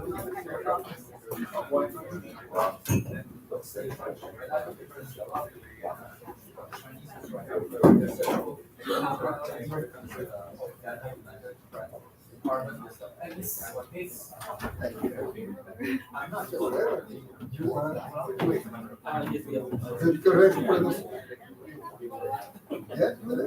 are Aurora, not Aurora.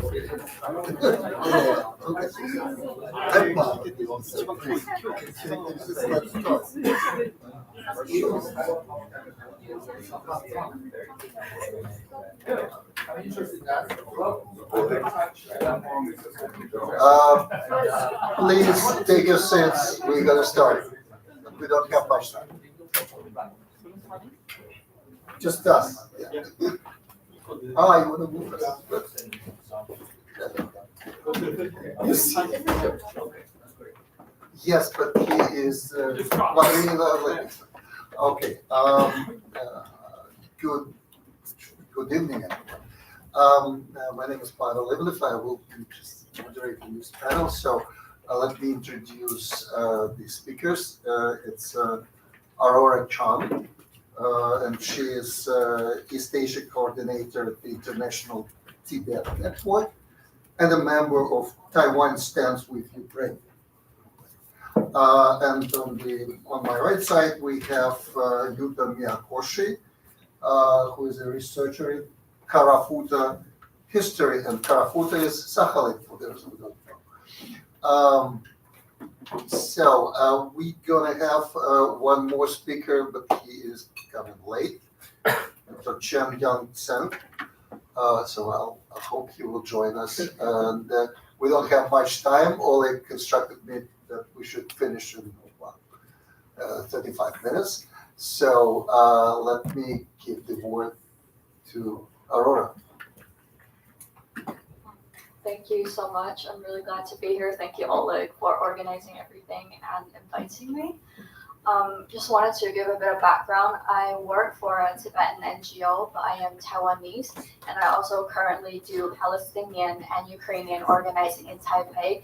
So with all of these movements I've had interactions with, it's informed a lot of what I understand about decolonization. So I just wanted to bring something up that was bothering me all through today, which is that decolonization is not a process that happens within a vacuum. When we talk about Russian decolonization, when we talk about the decolonization of China, these two countries are not the only empires in the world, and they are not going to be the only empires that are going to decolonize within our lifetimes.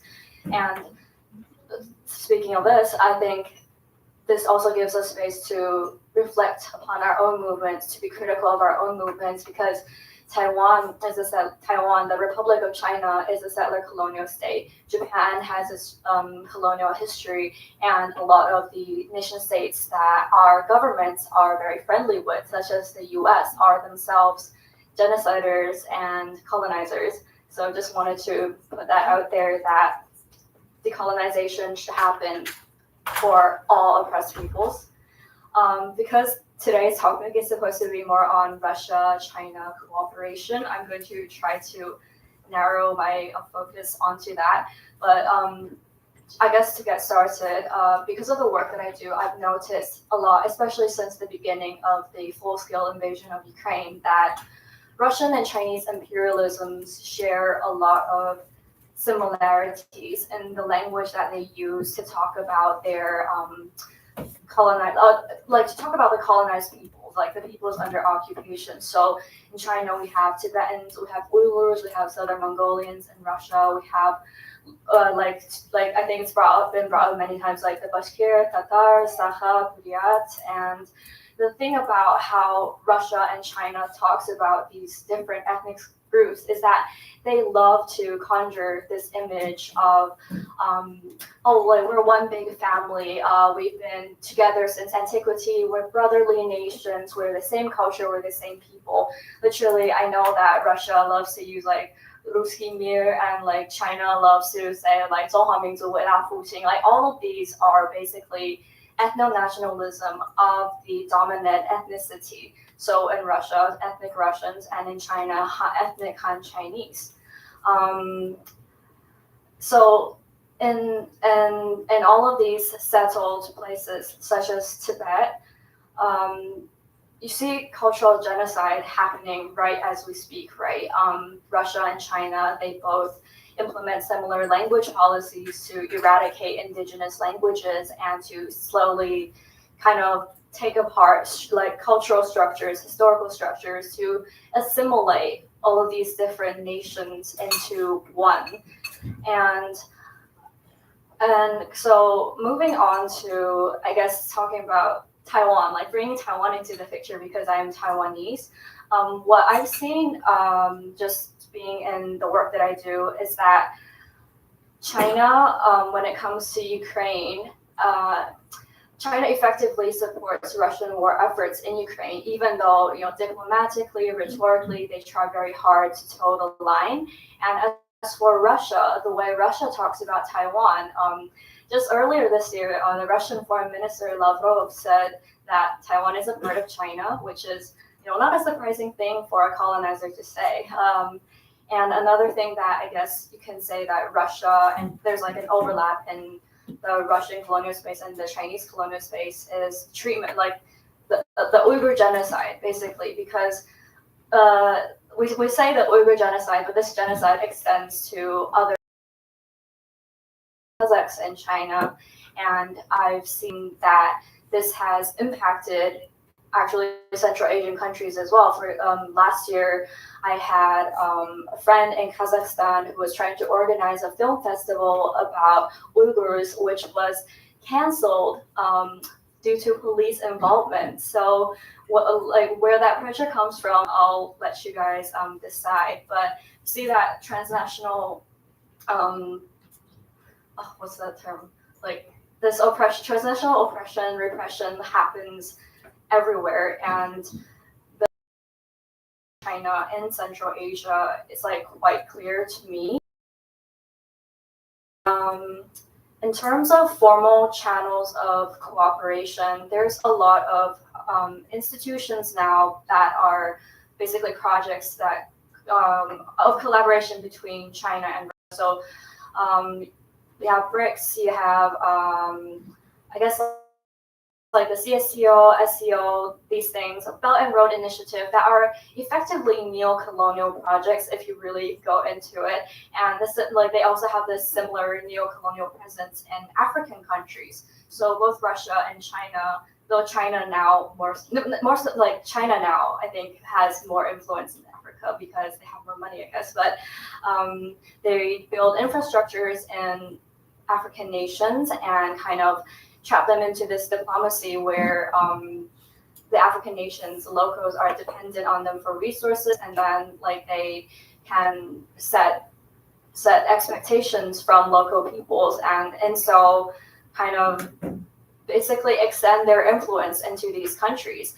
And another commonality is that you see China exploiting resources and Congo, for example, similar to the way that they exploit resources in Tibet, which they themselves occupy.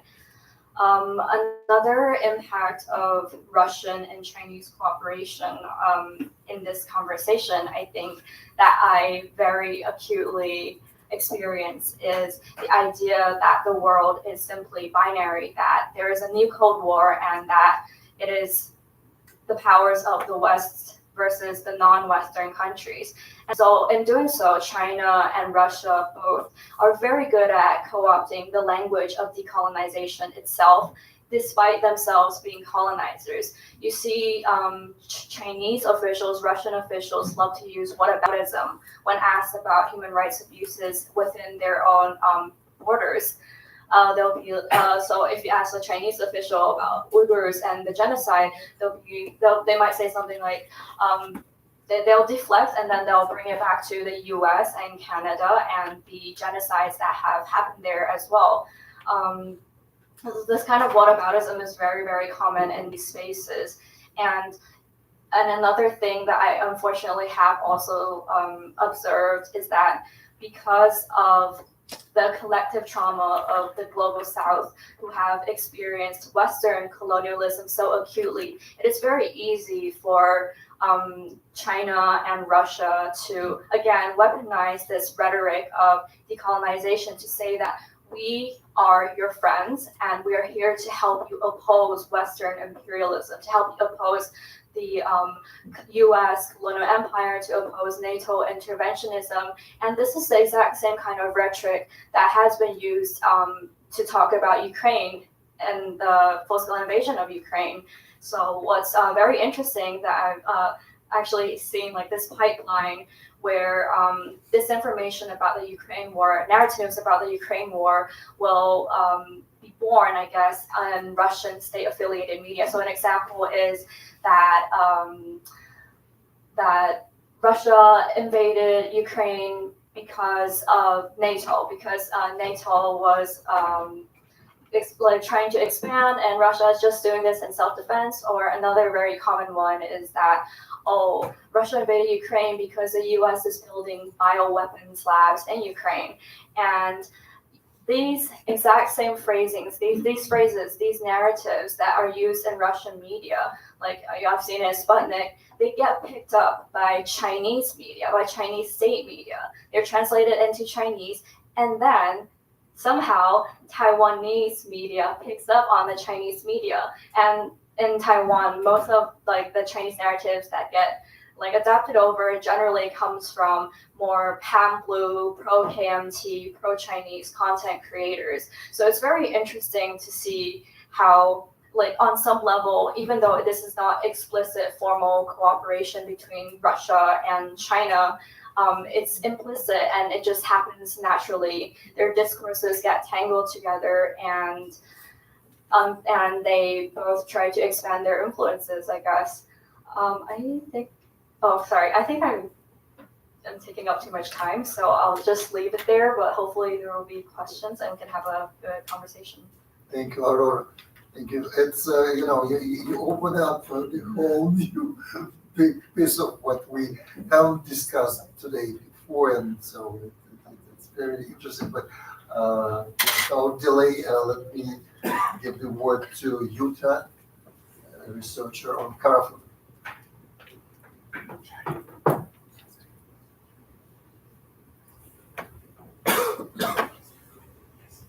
Hello everyone. I am Yuta Miyakoshi. For those of you in Europe, what I am about to tell you will be a very strange story. In Europe, acquiring a colony may have meant increasing the number of slaves in the country. However, it may be hard to believe, but Japan has no history of slavery in the first place.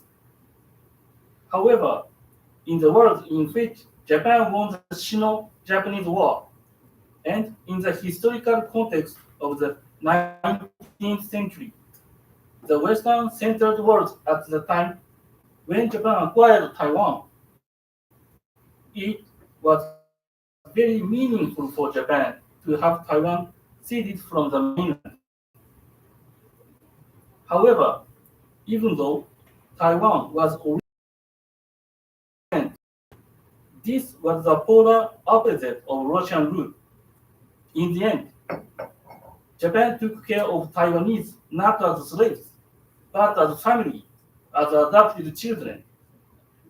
Japan provided Taiwan with measures from the civilian life. In terms of hygiene, infrastructure, education, etc. In reality, Taiwan was the most backward region in the world at that time. At least at that time, for Japan, economically, it was a hindrance, but there was no benefit at all. When Japan acquired Taiwan, it only gained the Southern Sea area, which was the most shackling geopolitically for Japan. However, it is true that by acquiring Taiwan, those concerns were resolved. Taiwan was, and still is, a major agricultural region. That is why Japan initially tried to revive Taiwan as an agricultural region, and this plan was a brilliant success. Japan built innovative dams in central Taiwan, which are still functioning well today. In addition, these irrigation projects have made Taiwan a major producer of not only rice, but also sugar. At its peak, Taiwan's sugar production was the third largest in the world. Before the modern era, sugar was a very valuable commodity in Japan. However, by continuing to invest in Taiwan's sugar farming, Japan finally achieved sugar becoming an everyday commodity, not a valuable commodity. This is why Japanese cuisine today is generally sweet. Japan also got involved in the ethnic issues in Taiwan. Taiwan has a history of different ethnic origins. Even among the Han people, there were differences in language depending on their origin. Furthermore, the indigenous people originally had connections with the Austronesian people. Even on this small island, there was a problem of how to resolve the ethnic issues. The problem that Japan laid out was simple. It was to promote Japanese as the official language without daring to govern the languages that were divided among the various ethnic groups in a unified manner, while keeping them separate among the ethnic groups. Japanese did not crush the local languages of Taiwan, but left them as they were, and developed the language infrastructure as a common language. Therefore, even now, the older generation is in an environment where Japanese is understood. Regardless of the differences between the various ethnic groups in Taiwan. This may be useful in the future Roma Russians. Until now, Russia has been constructed in Russia on the premise of crushing the various ethnic groups. This is different from the situation in Ukraine, where many generations still speak Russian, as they continue to fight fiercely against Russia. In the end, the language they speak is the enemy language, is Russian, rather than their ethnic language, Ukrainian. This is fundamentally different from Japan's rule over Taiwan. Japan promoted Japanese as a common language, but never controls the local language. As a result, schools were separated, or rather, Taiwan never had schools that covered the entire island. Schools for the children of Japanese settlers and schools for Taiwanese children were separated, but this was inevitable. At the time, I think it was significant that Japanese police officers not only maintained the security of the region, but also continued to exist as a kind of educational institution.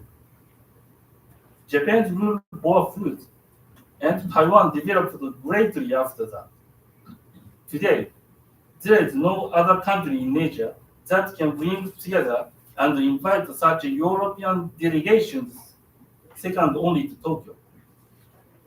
Japan certainly lost the Second World War, but the families we have nurtured with care are now growing up healthy and strong. This is a true example of Japan's contribution to world history. If possible, I would like to see the next generation of countries emerge, not just in Tokyo and Taipei, but in Asia. If this can be achieved, Japan can be said to be a country that can truly work for justice in the world. Right now, Russia is showing its true colors and wreaking havoc on the Ukrainian front. We are really worried that we cannot do anything direct to punish it. If possible, I would like to defeat Russia with my own hands. It is regrettable that I still cannot do that. But I wonder if we can find a solution by talking with each country like Russia. I wonder if a country like Taiwan will be born in the former Russian-controlled territories in the future. Now, Taiwan is one of the most developed countries in the world. I am sure that nations of Northern Eurasia also have a potential to become highly developed countries. What we need to make reality. In the past, Japan built a base of nowadays Taiwan development. Now, liberal democratic states of Europe, North America, and Japan can support new states of Northern Eurasia and build the base of their development. If we can do it, we can make Northern Eurasia the area of prosperity, development, and democracy. Former Russian republics rise up. Taiwan is an example for you. Thank you for listening. Thank you for your listening. Thank you very much, Yuta. It's again eyes opening to some extent, at least to me, the role of Japan and the development of Taiwan, and then again that's a good example of pattern good in the relations between the countries. Well, we got our final distinct speaker for this panel, Dr. Chen Yan-Chen, who is the adjunct associate professor of the Department of Hakka Language and Social Sciences at the National Central University here in Taiwan. Please, the floor is yours. Thank you for speakers and attending. Because the weather and the traffic it's very terrible, so I'm late. Very sorry. I will present on the status position of Taiwanese. How we too look the Ukraine and the Russia war, and what's the difference or similar the relation with Russia.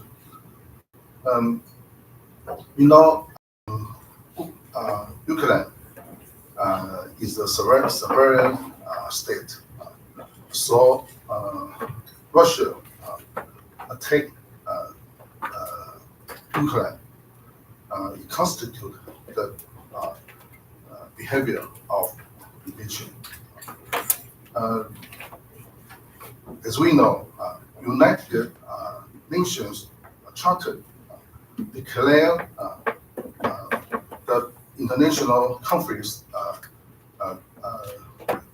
should be settled by peace method. So, as now Russia claim Ukraine and Russia was united historically, and he won't resolve the conflicts between the two countries by the war. Is invade,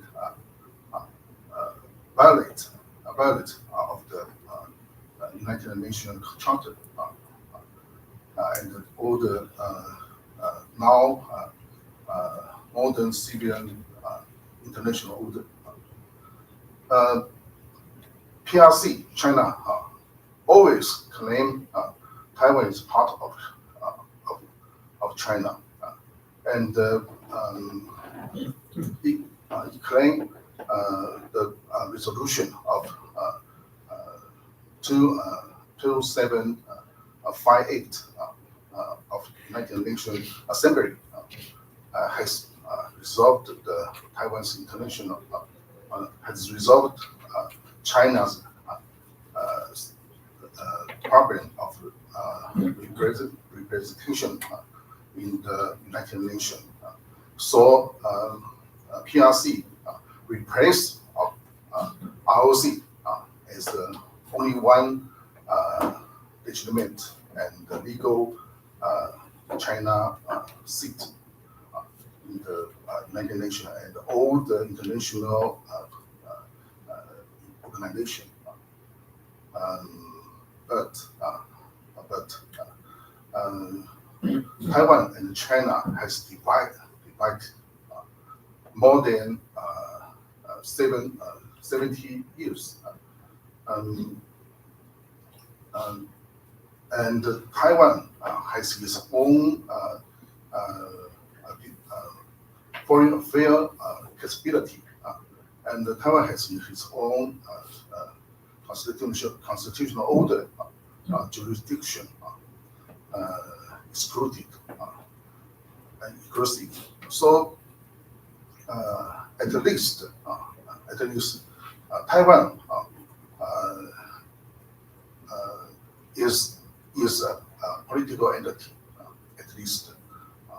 And as we know, in the Montreal International Commission about status, Taiwan is consistent with all the four factors. For example, land, territory, people, sovereignty, and so on. So Taiwan's issue is a special international law issue because up to now, in the modern international order, there's no case as Taiwan and China so different from the other invited country. For example, Germany. Germany has resolved by their unity, and Korea, the Vietnam is too, was too, and Korea and the international arrangement personality. Now, China want to change the regional international order because they want to be a new power in the world. So in their mind, the unification of Taiwan is the most mission for their national dream. So if we agree the PRC's declaration, Taiwan is a part of China, and then Taiwan issue will be a domestic affair, and China resolve Taiwan issue by military force won't constitute as invasion. So they will be a big, make a big problem for the regional peace. So if we want to arrange the regional order by a civilized method, I think we have to think about how to interpret the one China principle. One China has two seats at the same in the United Nations as German or Korean or Vietnam. I think it is possible. So if we agree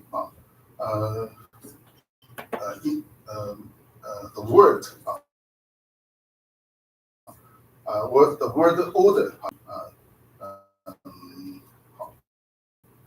Taiwanese how to see the Ukraine issue. In fact, we fear the war. I think we much more than Ukrainian people because Ukraine is a sovereign state, but Taiwan has not recognized popular in the world. Thank you very much, Dr. Chen. Thank you. Okay, we have really like 5 minutes, so let me open this for the round of questions and answers if you have questions, and then we will wrap up. Okay. Could I respond? Oh, absolutely, Robert.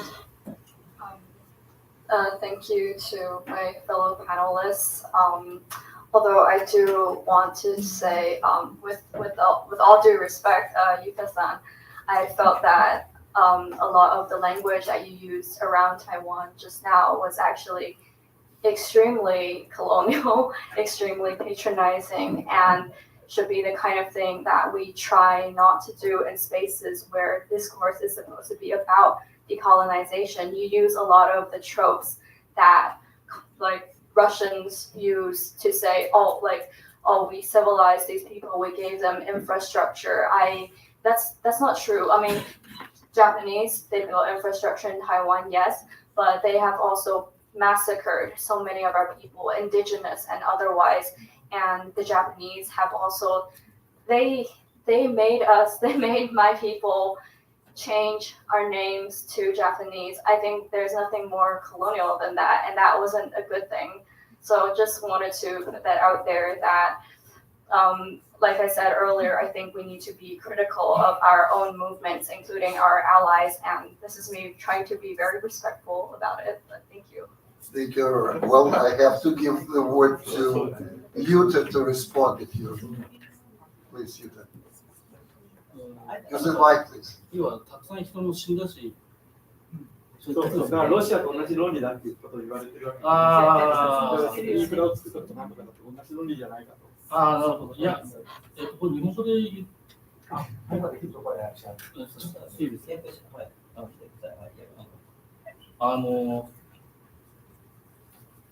まあなんでしょう、そのまあロシアと同じって言われるのはちょっと正直心外ですよね。We Japanese are far from Russians. もちろんその日本が台湾を統治する上で本当にたくさんの人が亡くなったし、まあいろんな悲劇はたくさん確かにありました。Well, I think your education is like this. That's why. Oh, right. I received. I felt that you received such kind of education, but it contains a lot of propaganda. Fact is fact, but propaganda is propaganda.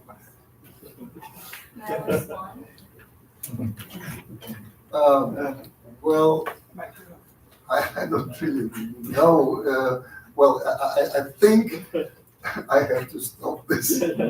Sorry for saying this because, first of all, because we went a little bit too far from the subject of our forum, and it's just, I mean, it's good that it showed up, but that's for our understanding how this works. And Sergey, you want to say something? Be quick, please. Just Russia related. I think we have spoken today about like Yulia Navalnaya and other Russian liberals who, of course, oppose Putin, and I would even say who advocate for integrating Russia into the West on their terms. But they weren't in the room. But I think that these models of thinking, and when we think about like how we will deal with Russia after 20, 30, 50, 80 years, 100 years, I think we need to think that these models of between denial and trying to find explanations for what has happened and why it was good for the colonized nations. They are of international character. I can imagine that, for example, for Germans, and I as a German citizen, I can say that in Germany there is no discussion about what have we done to the Poles or to other colonized nations. There is not even a discussion that Germany was a colonizing Central Europe. Not even a discussion. A little discussion somehow like extracted to sterilized rooms of museums about the Herero genocide in Africa, but not about our neighbors in Poland, Czechia, other nations. I don't speak about Ukraine, what we have done in Ukraine.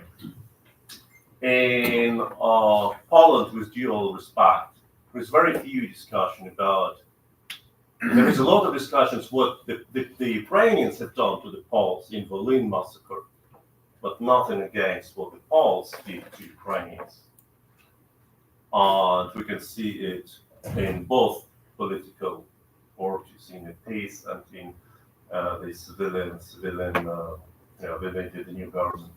And I think that even in Ukraine, the nation is building. There is very few discussion of what, like Ukrainian nation, what does it mean, for example, how much of Crimean Tatar autonomy can be done. And that is, I think, is an international phenomenon. And that is what we need to address every time when the lusts of the past, which we personally sitting in this room have not participated in, and we're not guilty for that, but we can and we should keep them in mind and share responsibility. Responsibility is not the same what guilt is. And the moment when the responsibility is being denied, independently from what perspective, I think is a very dangerous moment. And I think every nation, really each nation, should think about it. I don't think that any successful nation, economically, politically, militarily successful, is free from that negative perspective. And that should be addressed independently of the goal to destroy Russian or Chinese empires. Thank you.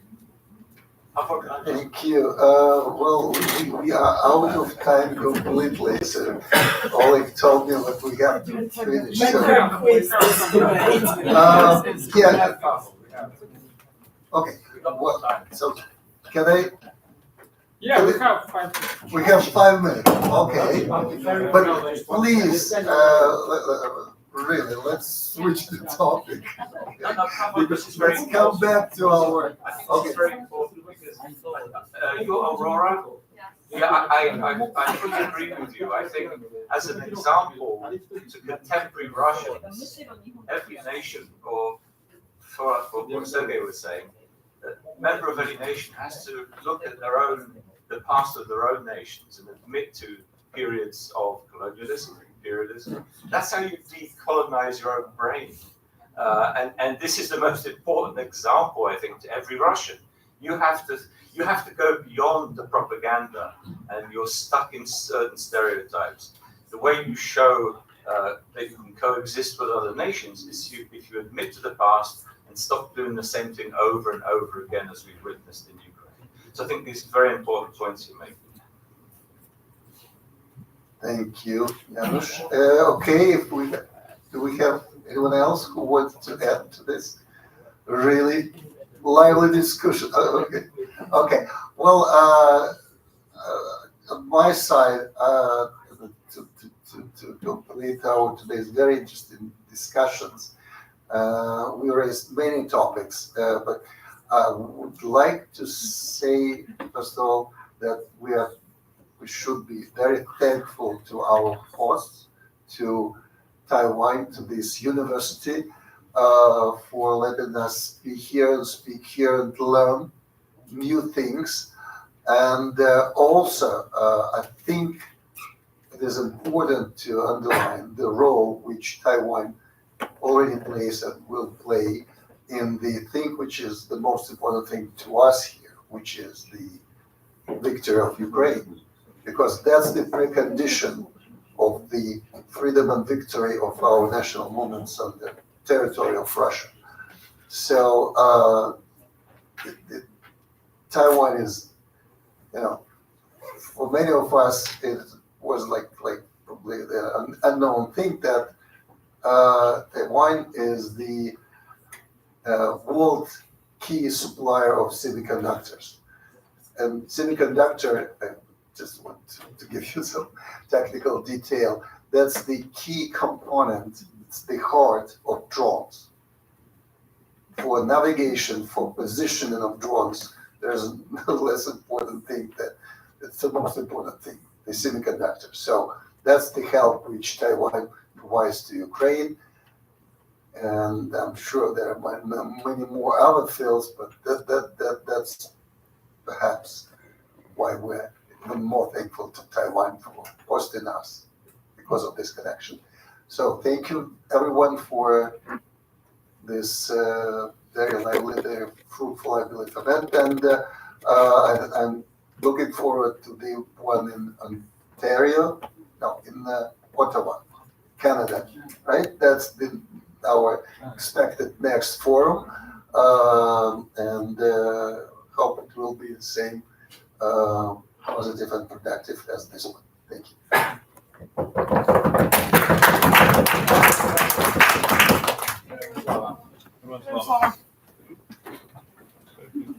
Thank you.